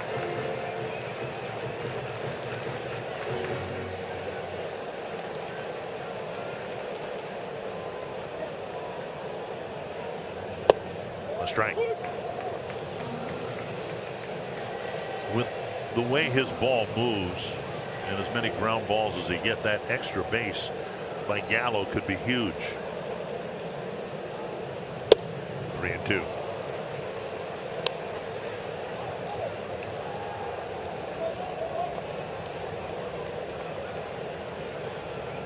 Another lefty, Julian, on deck.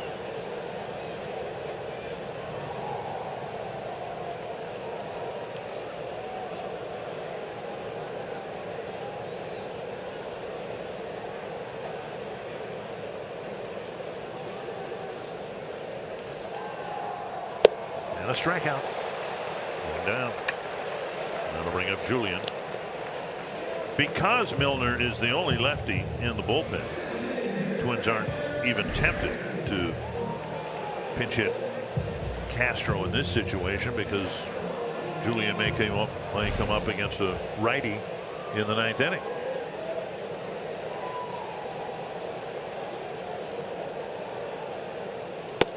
First pitch strike.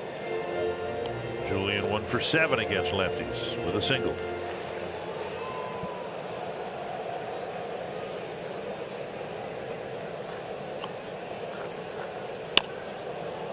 Dribbled right side. Awkward play, but they made it. Somehow Milner was able to keep a foot, and I'm not even sure which one it was, on the bag as he received the throw. And the council's going to make a pitching change with Milner now having faced his 3 men, and a couple of righties due up. It's a really good play right here. This is a hard play. Maybe the only time it's a disadvantage to be a left-handed throwing first baseman. He turns his back and you lose sight of where that pitcher is. You got to pick him up, and not the greatest feed, but nice play on the other end by a left-handed pitcher. Well, Solano will bat against a righty. Fun night at the ballpark, especially if the Twins can come back and win this ball game. 2023 Scott's MLB All-Star ballot is now open. Cast your vote for your Minnesota Twin All-Stars at twins.com/vote. You can vote early. You can vote often, up to 5 times a day, and vote Twins. Piquero comes in for the Brewers to pitch to Donovan Solano. Yeah, it's going to be slider and a fastball. Slider a little bit more than the fastball. Tall guy, 6'5", above average extension where he releases the ball. Not above average spin though, so the 96 is going to be 96. It's not going to appear to jump. It's just going to be a little bit closer to you. There's no easy 96.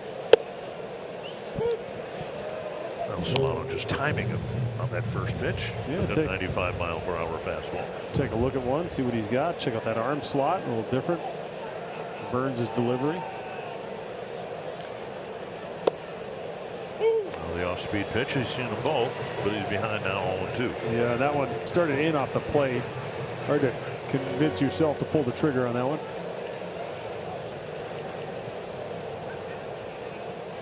Nearly to the backstop. Gallo at third with 2 down. Brewers got 3 in the third, and the Twins answered with 2. Brewers got 2 in the 7th, and so far the Twins have answered with just 1.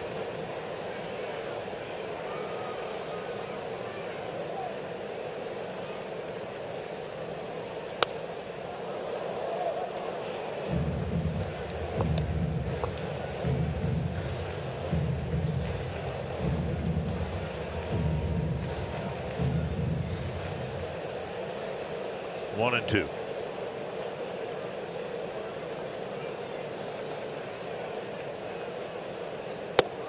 Check his swing, 2-2. First base umpire Dan Bellino will have the plate tomorrow at noon.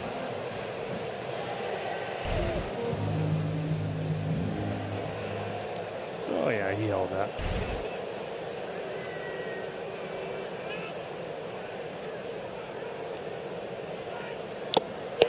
Solano strikes out. Gallo left at third.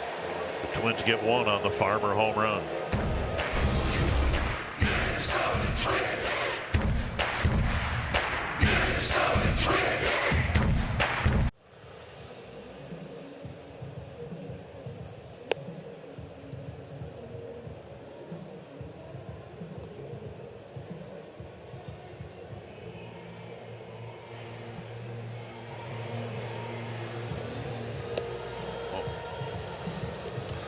It's a 2-run game for Milwaukee. Twins haven't had a lead yet. And Josh Winder will make his first appearance since being called back up for the major league club. And in the 8th inning, he will face Miller, Singleton, and Anderson. This is what the Twins pitched a little bit last year. Strike 1 on the outside edge. Miller 0 for 3. Singleton 0 for 3 with 3 strikeouts, and Anderson 0 for 3.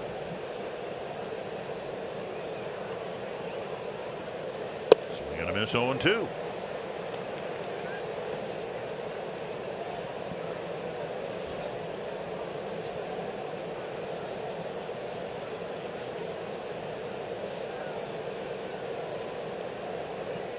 Two with Milwaukee. then 4 with Detroit, 4 with Boston in this homestand. And the Tigers will come to Target Field here to start the 4-game series, having played a doubleheader tomorrow. They were rained out tonight.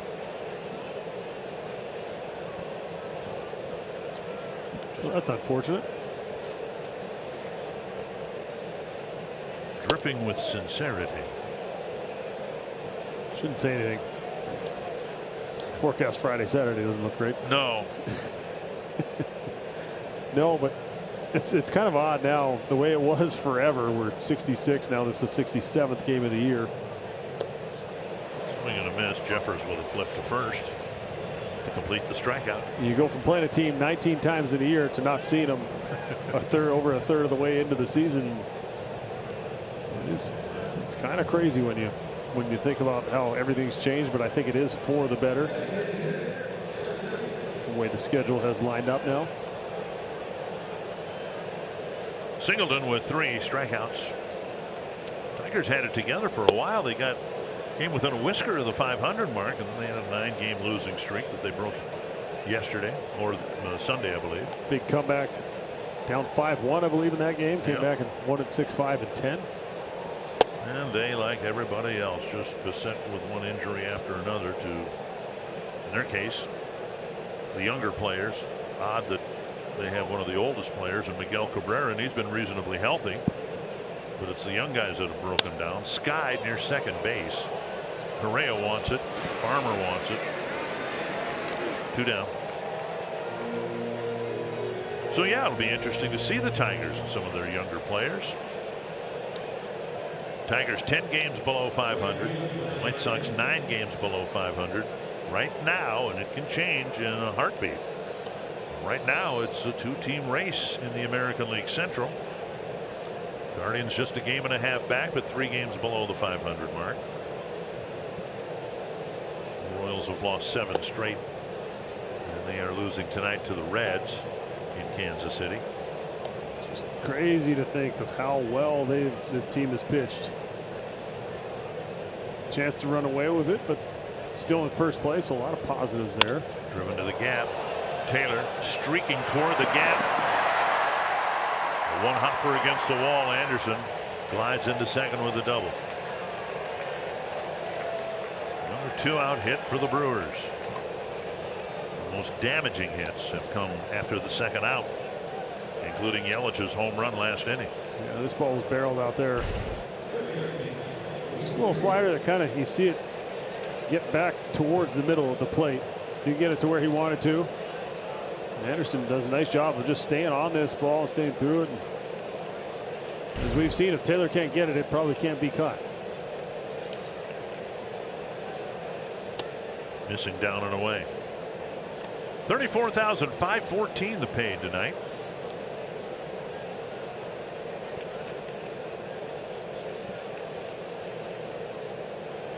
Pretty good Tuesday crowd. There's got to be a way, though, to make this a 3-game series and put it on the weekends here in Minnesota and in Milwaukee. There just has to be a way. Maybe it means not playing the 7th game with the Yankees, the 7th game with the Red Sox. It's such a wonderful rivalry. I'm with you. I was having that conversation in the elevator right up here. It was one of my favorite series of the year, playing them here and then going to Milwaukee. Half Twins fans there, half Brewers fans here. It was also a lot easier to plan around when all the interleague was at the same time. It was kind of coincided with that, and then it changed, but you still had these rivalry series, and it all changed when Houston went to the American League and you went to that balance 15 and 15. Wait, you covered all that on the elevator ride up here? You know that's the slowest elevator on earth. It might be. I mean, I know what you're saying, but the elevator here might be the fastest sports elevator of all the arenas in the Twin Cities. The worst was the Met Center in Bloomington. I swear they had a guy, working on a pulley. And the at-bat's still alive. Well, I just think there was something to it. You looked forward to that series because some teams travel well on the road, and It was as good a road crowd as we had. Kansas City was always a good trip in the summertime, especially when we were inside and people wanted to see an outdoor ball game. But it was always something we looked forward to. 2-2. And Winder finishes a scoreless inning with Urias finally being tagged for the third out.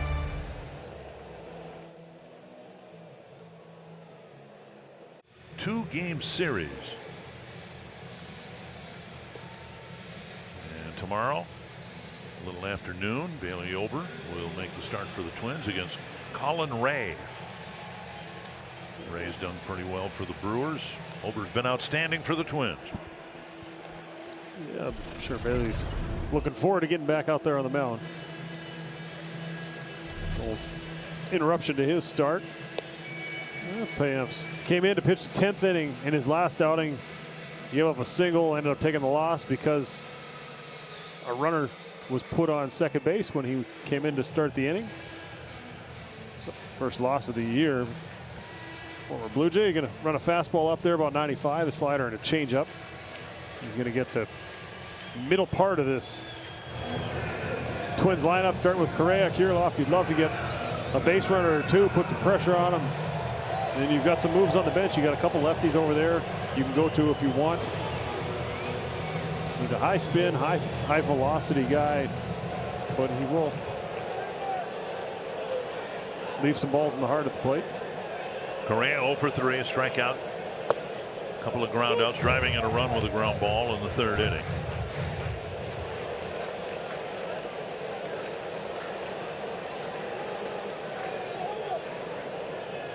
Popped up right side. Miller out, Anderson in. Anderson with the catch, one away. So quick first out here in the 8th. That'll bring up Kirilloff. We're getting that time of the night where you can make sure you're running out pop-ups. That twilight, June, July here, you get some late summer nights that staying bright here. Make sure you're running out of the box. Strike to Kirilloff. 2 strikeouts and a ground out. It's been about 3.5 weeks since Kirilloff has hit a home run. 3 on the year.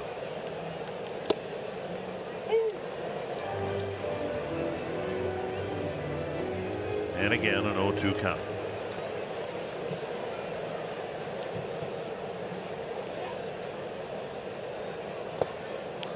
He checked 1-2. Yeah, the Twins have Larnach, Kepler, the switch hitter Castro, and Vasquez on the bench.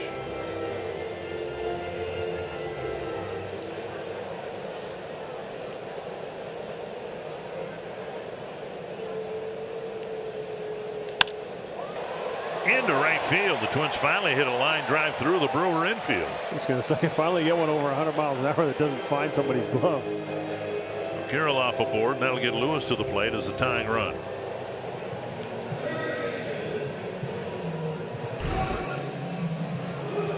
Oh, 2-strike hit. This one looked like he was getting it to where Caratini's glove was going, but out of the reach of a fielder for once, and now that'll bring Kepler up, pinch hitting for Lewis. You like the right on left matchup here.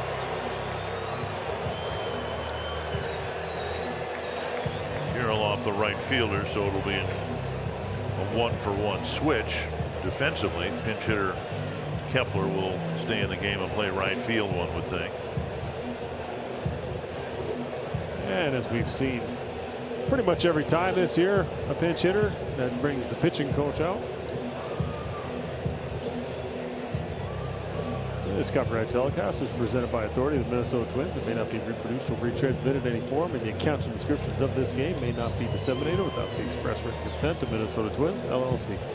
Chris Hook is the pitching coach, and he worked his way with some significant members of the pitching staff for Milwaukee through the minor league, going back to at least Double-A, and so there's a familiarity with not so much the relievers who've come from, it seems like they always do, different organizations, but Woodruff, Burns had Hook as a minor league pitching coach, and now he's been their coach up at the big league level as well.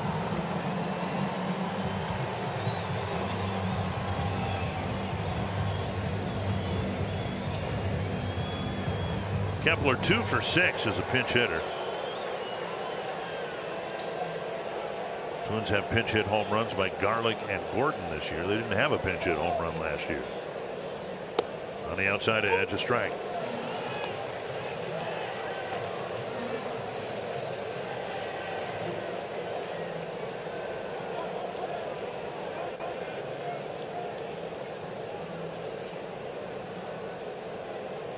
Time to get to work here because Devin Williams, the Brewer closer, has been outstanding. I mean, really, really good. And the Twins are chasing 2 runs here in the 8th. They'd like to get at least 1 this inning.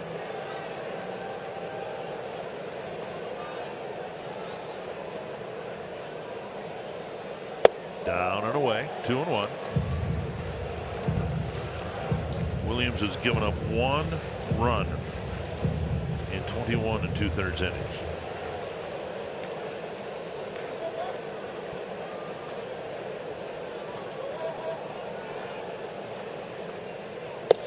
Three and 1. Jeffers on deck. I mean, there's a lot of things that make pinch hitting hard, but one of the things is not going up there and feeling like you need to hit a home run.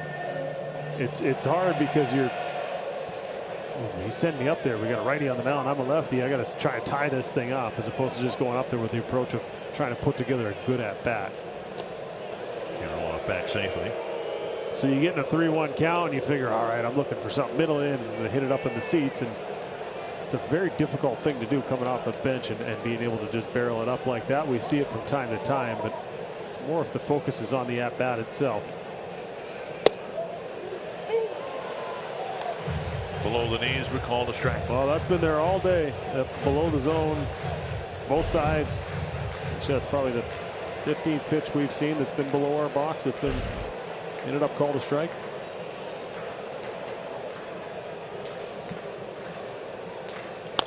Beaten foul.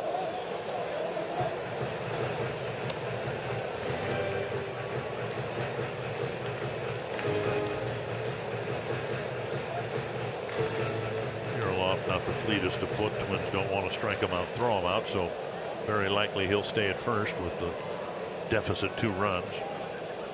Checked his swing, and the Twins get a pinch hit walk. The tying runs aboard now, and Larnach will come off the bench and hit for Jeffers. Well, they used the only lefty they had down there in the Brewer pen.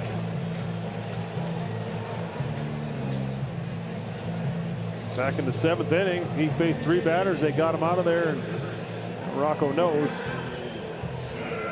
I've got these weapons on the bench. I got a shot here to either tie it up or even take the lead. And then with Williams down there, his best pitch being his changeup, you don't necessarily want to send left-handed pitch hitters up against him anyway. So you're using this and you're viewing this as your opportunity to get back in this thing or just tie it up and try and get the ball to Duran with either tie whether it's tied or with the lead. Up and away, ball 1.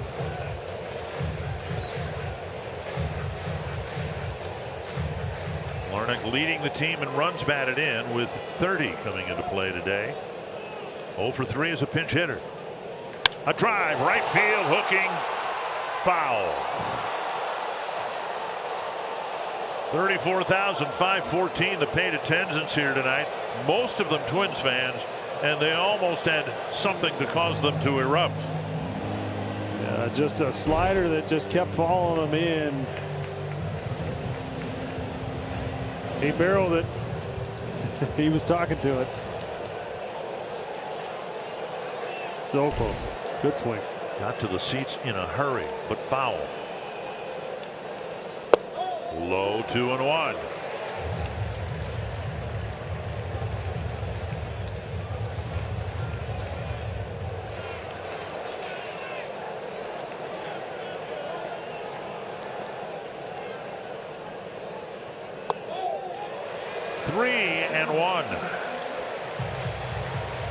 You got to stay disciplined here.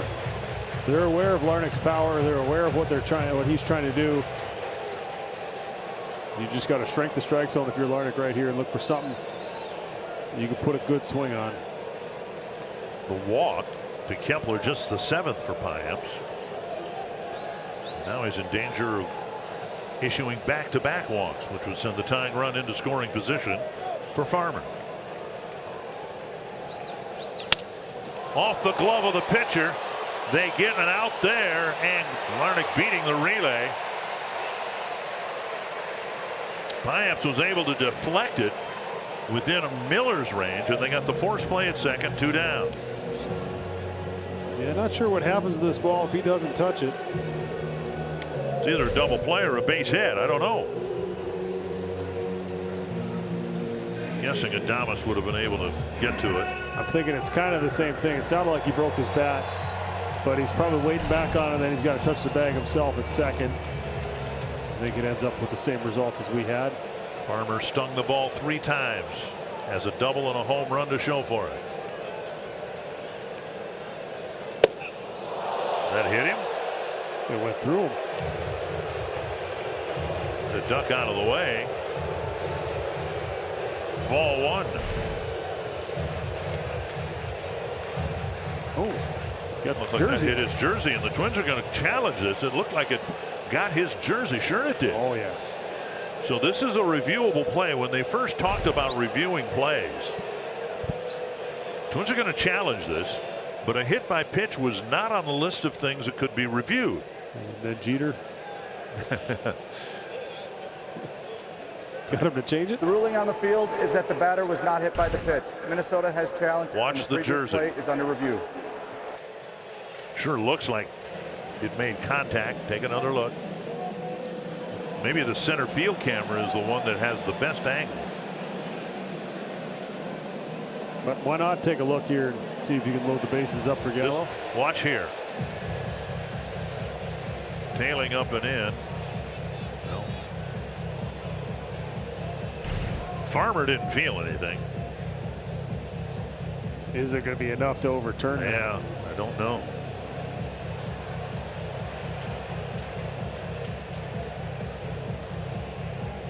My guess is after having a couple looks, it's going to be it stands. Just After review, the ruling on the field is overturned. The batter was hit by the pitch and will be awarded first base. somewhere in Minnesota there. will retain its challenge. Somewhere in there, well, I thought we saw evidence that the jersey was brushed, much like Brandon Inge's jersey was brushed in that. No, it wasn't. It was not, but very much like that in game 163. Sure, right there. That's a great look right there. That'll bring Gallo up. Stung the balls last time up, 112 off of his bat. That double he hit off the wall. And that'll bring everybody here to their feet. This is why you buy a ticket, for moments like this. And they're just trying to slow it down while meeting on the mound.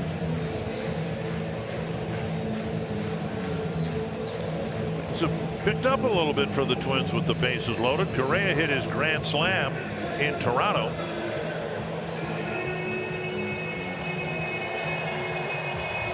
Gallo with his double showed that his hamstring is healed compared to what it was before he went on the injured list. He hustled his way to a double. Bases loaded, 2 down, 5-3 Milwaukee. Big swing and a miss, 1 strike. A little first pitch changeup. That is the pitch that they've been going after him with. Fastball's above the zone and changeup's down and away. See if he can get a little mistake in the heart right here.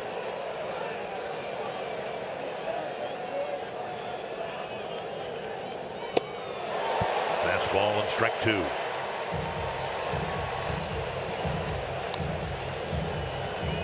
There've been misses, but I think he's been right on him, hasn't he? Yeah, timing is there. Just not able to square it up. You get a bounce of change up to the backstop right here. Kirilloff's getting a good lead down that third baseline. 0-2 to Gallo. Off the plate, not by much. Third baseman Arias is 45 feet from the third base bag.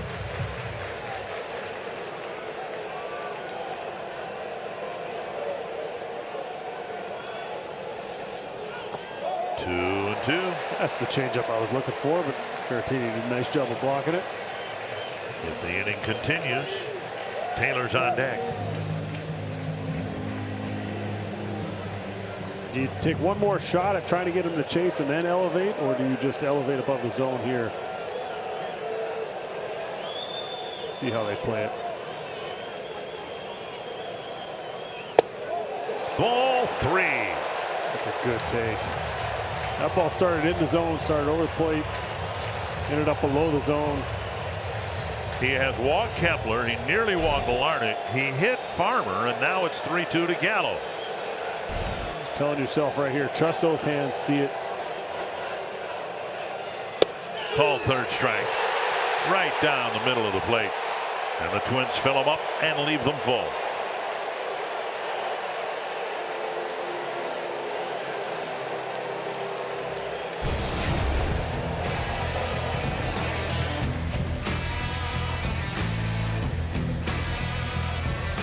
Eighth inning. Difference in the ball game, the 2-run home run by Christian Yelich in the 7th against Jose De Leon. Both starters had very similar numbers, 3 earned runs over 6 innings. Caratini will lead things off in the 9th, then Weimer, and then Yelich, and then the Twins are due to send out Taylor, Julian, and Solano, very likely against the closer Williams. 2-0. And the first, at least to my knowledge, the first "Let's Go Brewers" chant comes up. Twins fans will boo, and then if the pattern holds, it's a foul ball, there will be a "Let's Go Twins" chant that will start rising from the crowd.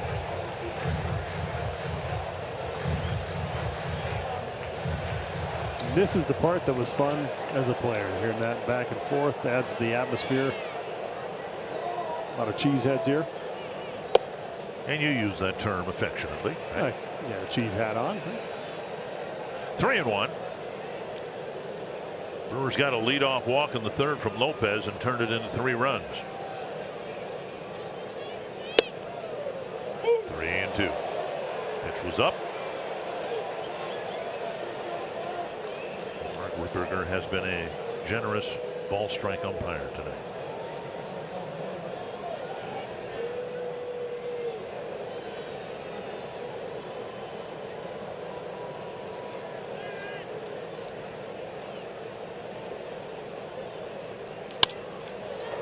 Ball found a hole.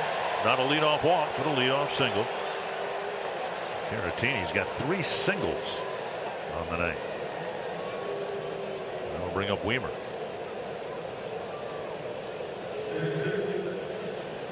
Kepler's in right, Larnach's in left.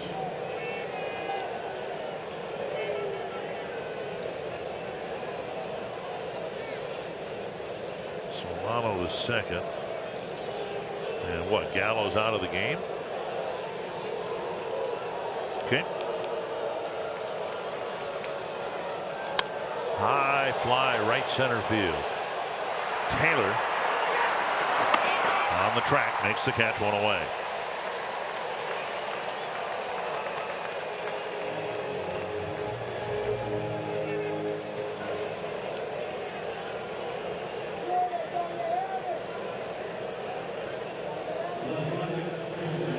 So 1 down, a runner at first, and now Yelich.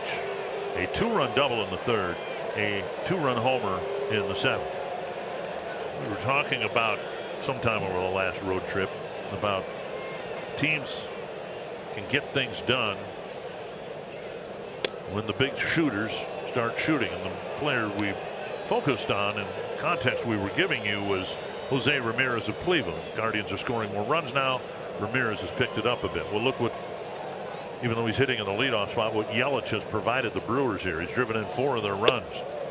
1-1. Yeah, hard hit double and a hard hit home run, a 3-1 changeup. Last time up.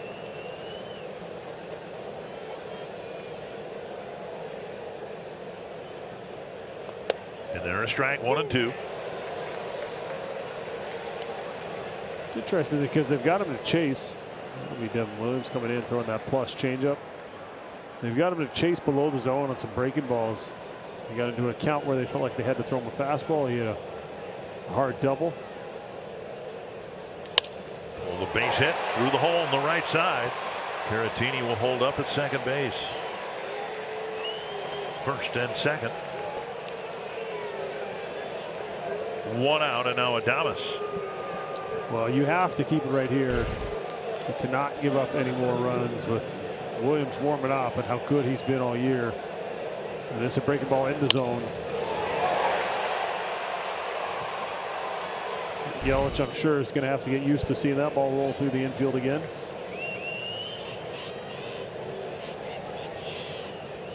Dribbled foul. Less than a year ago, the Brewers had a 2-run lead going into the 9th inning, and we showed it to you in the pregame show. Jose Miranda hit a 3-run home run against Josh Hader, and then shortly after that, the Brewers traded Hader because they felt that Williams could do what Hader was doing, only maybe do it better, and this year he has. So to your point, yeah, keep it at 2. Maybe you can get a lucky bounce along the way. Somebody can make a mistake. Swung on and missed 1 and 2.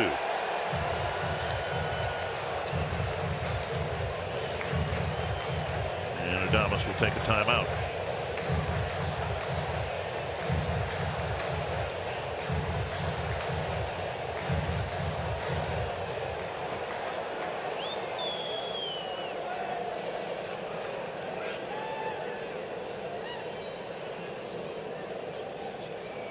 Got him.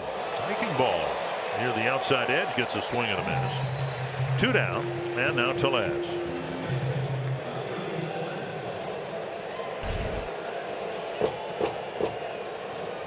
Pretty well located. Fooled him. Kind of an awkward looking swing. But this guy's hit the ball hard a couple times tonight. Work is not done yet. RBI double in the 3rd. Leadoff single in the 6th.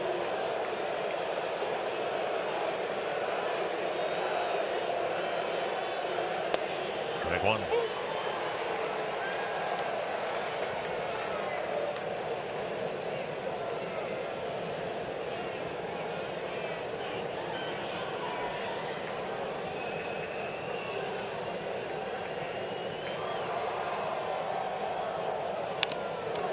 So the biggest hits for the Brewers have come with 2 outs, including the Tellez RBI double in the 3rd, the Yelich home run in the 7th game with 2 outs. Winder hoping that they won't get a big 2-out hit here.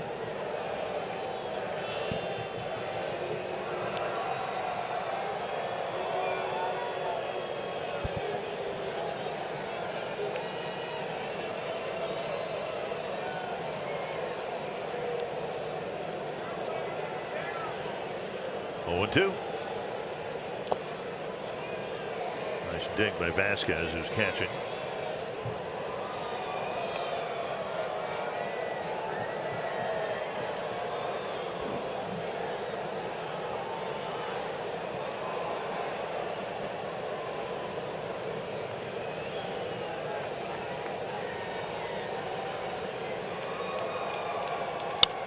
Foul.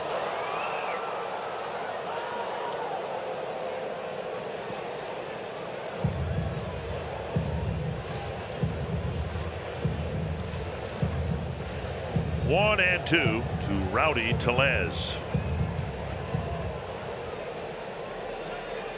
29 runs batted in on the year for Tellez.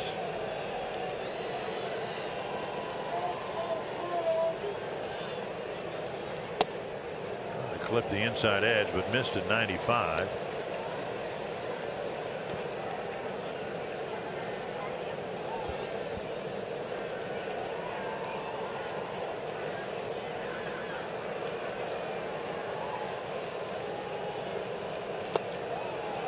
A full count. 37 pitches for Winder, 24 strikes, but he needs to throw one here. Owen Miller's on deck. It's got to be a quality strike, though. You don't want to give it to a guy who's barreled it up a couple of times. So throw your best pitch you feel like you can get him out with here. Got him. Might have been the best pitch of his 2-inning outing. Leaving a couple of runners on. We'll see if the Twins can do something against Williams when we come back. Grand Casino story of the game. Cy Young winner Corbin Burnes was locked in his outing. 8 strikeouts through 6 innings. 4 of his punch-outs came with his cutter tonight. He was given some early run support on the mound, backed by his teammate Christian Yelich. Yelich got the scoring started in the 3rd inning with that 2 RBI double. Then later in the 7th, he strikes again, padding the lead with a 2-run opposite field homer. His 9th home run of the season. Brewers went up 5-2 until Farmer's solo homer in the bottom of that inning. 5-3 Brewers in front as we head into the bottom of the 9th. We'll see if the Twins can do it, guys. All right, it'll be Michael A. Taylor leading things off against Devin Williams. Really tough against right-handed batters, and the Twins will send Taylor up there.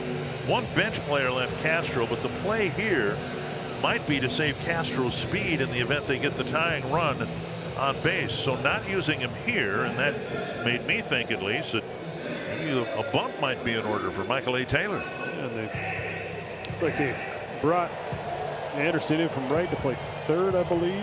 Looks that way, yep. So I'm sure he's aware of what Taylor did a couple of games ago to get a rally started when they were down by 2. Rolled one right off the 3rd baseline for a base hit. Swinging away, 1 strike. Williams has been as hard to hit as anybody in baseball. The numbers right-handed, left-handed,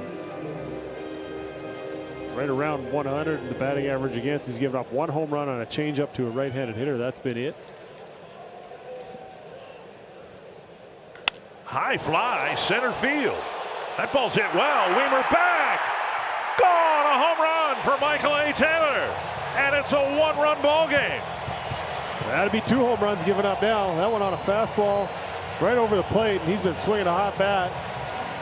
Why bunt when you can go deep all the way straight away center? The swing, now you got to find a way to come all the way back here. This would be a huge comeback against one of the best closers in all of baseball. 4-seam fastball belted for his 10th home run of the year. 1 more than he hit all of 2022. What a swing right there. Just looked so easy, looked effortless, and that ball jumped off his bat. Julian checks and takes ball 1. Julian with hits his first 2 times up.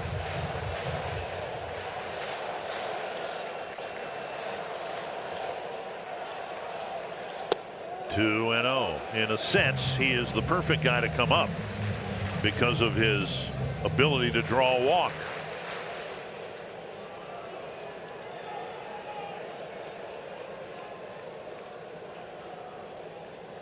Three and 0.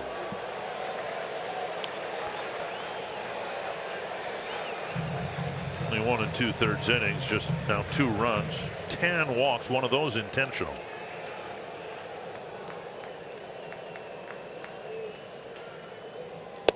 And 1.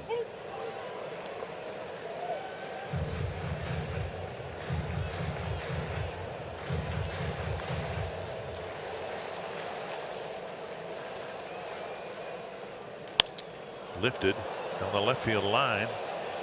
Yelich chasing it and can't quite get there. 5 years ago, maybe. We ran a long way for that ball.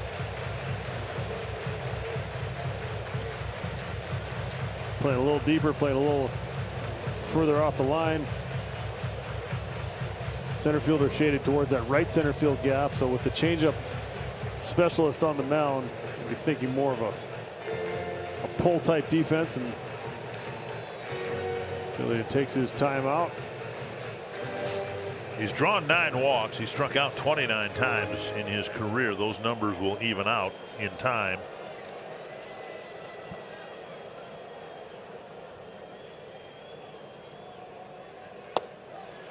And he's just drawn the biggest walk of his young major league career.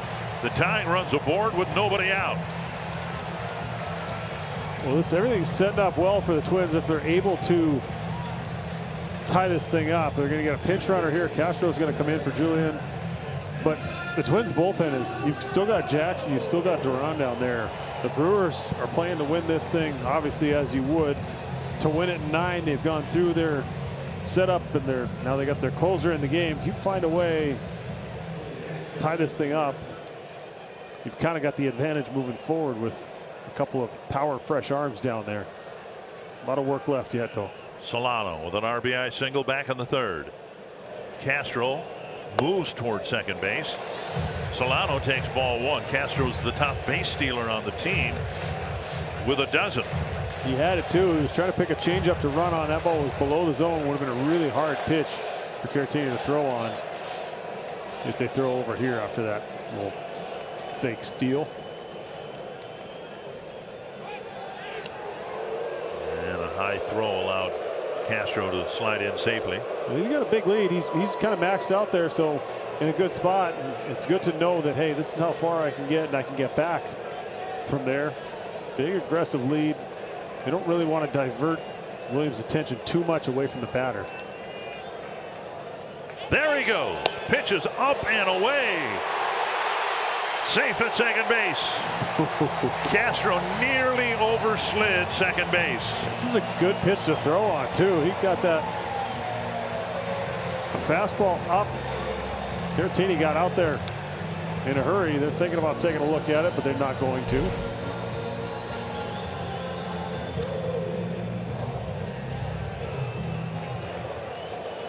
Now 13 for 15 in stolen bases. You got the right guy up there to try and move him over, maybe drive him in through the right side here. Base hit center field. Castro to third. He'll be held. No, he comes through the stop sign to tie the game. Castro stole a base and then rounded third and scored the tying run. It's 5 apiece. Tommy Watkins got a little smile on his face if he's out. Tommy's not too happy, but I think he just got to the point where he didn't feel like he could stop. Sometimes you start running and you're thinking about scoring. There's no way to put on the brakes. And you saw the stop sign, right? Yeah, right man, right spot, though. He charged this aggressively. The throw was offline. How about Solano's at-bats tonight? Just opportunities to do what seems like such a simple thing. I mean, a lot of times the third base coach, if that outfielder has the ball before the runner is to the base, they will hold him up, which is exactly what Tommy was trying to do, especially with nobody out. And I think an aggressive trip around the bases from Castro, and it ends up paying off. And now, as I said, you'd like to win it here, obviously, but the Twins bullpen is pretty well set up. If they don't, they got Rowdy Tellez will be the gifted runner out at second base. So everything's shaping up here, but you know what? Let's just walk them off right here. No outs in the inning. Home run, walk, single, and a critical stolen base right before the game-tying hit. Now Correa 0 for 4 on the night.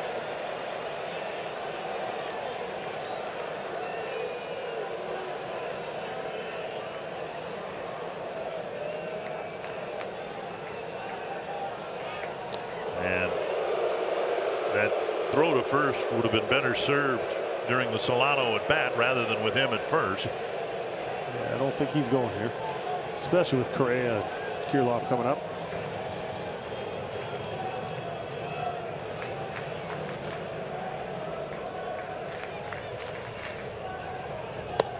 Taken for a strike. Twins have 4 walk-off wins, most recently June 1st. Willie Castro with a walk-off sacrifice fly.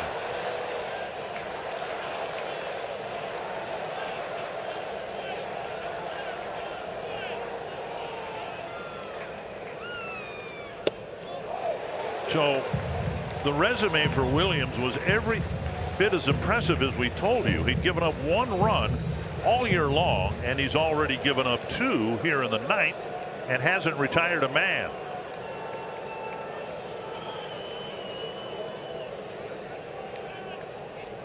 A drive to left, back, and gone.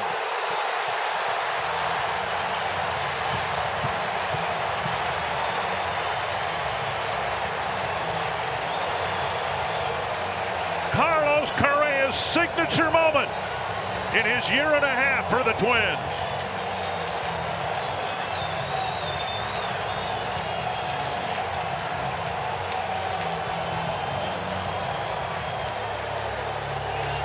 What an inning. I mean, what at-bats against one of the best closers in all of baseball, who hasn't given up much. At the grand slam on the road trip, a couple of big swings, but this is the biggest one of them all. And what a comeback. 34,514. Most of them stuck around to see this. What a ball game, what an effort. This is the kind of one that can really propel your season going forward. A hanging changeup, and it got out in a hurry.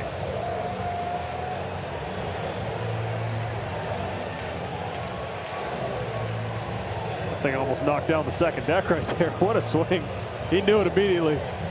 Carlos Correa signaling, hey boys, it's time. And the most dramatic win of this season brings the Twins back above the 500 mark.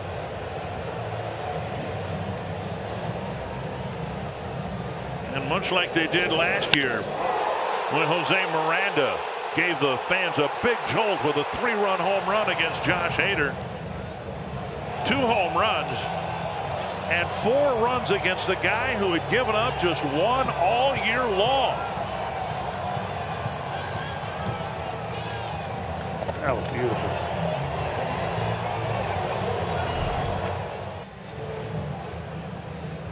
And right now, the hitting hero standing by with Katie Storm.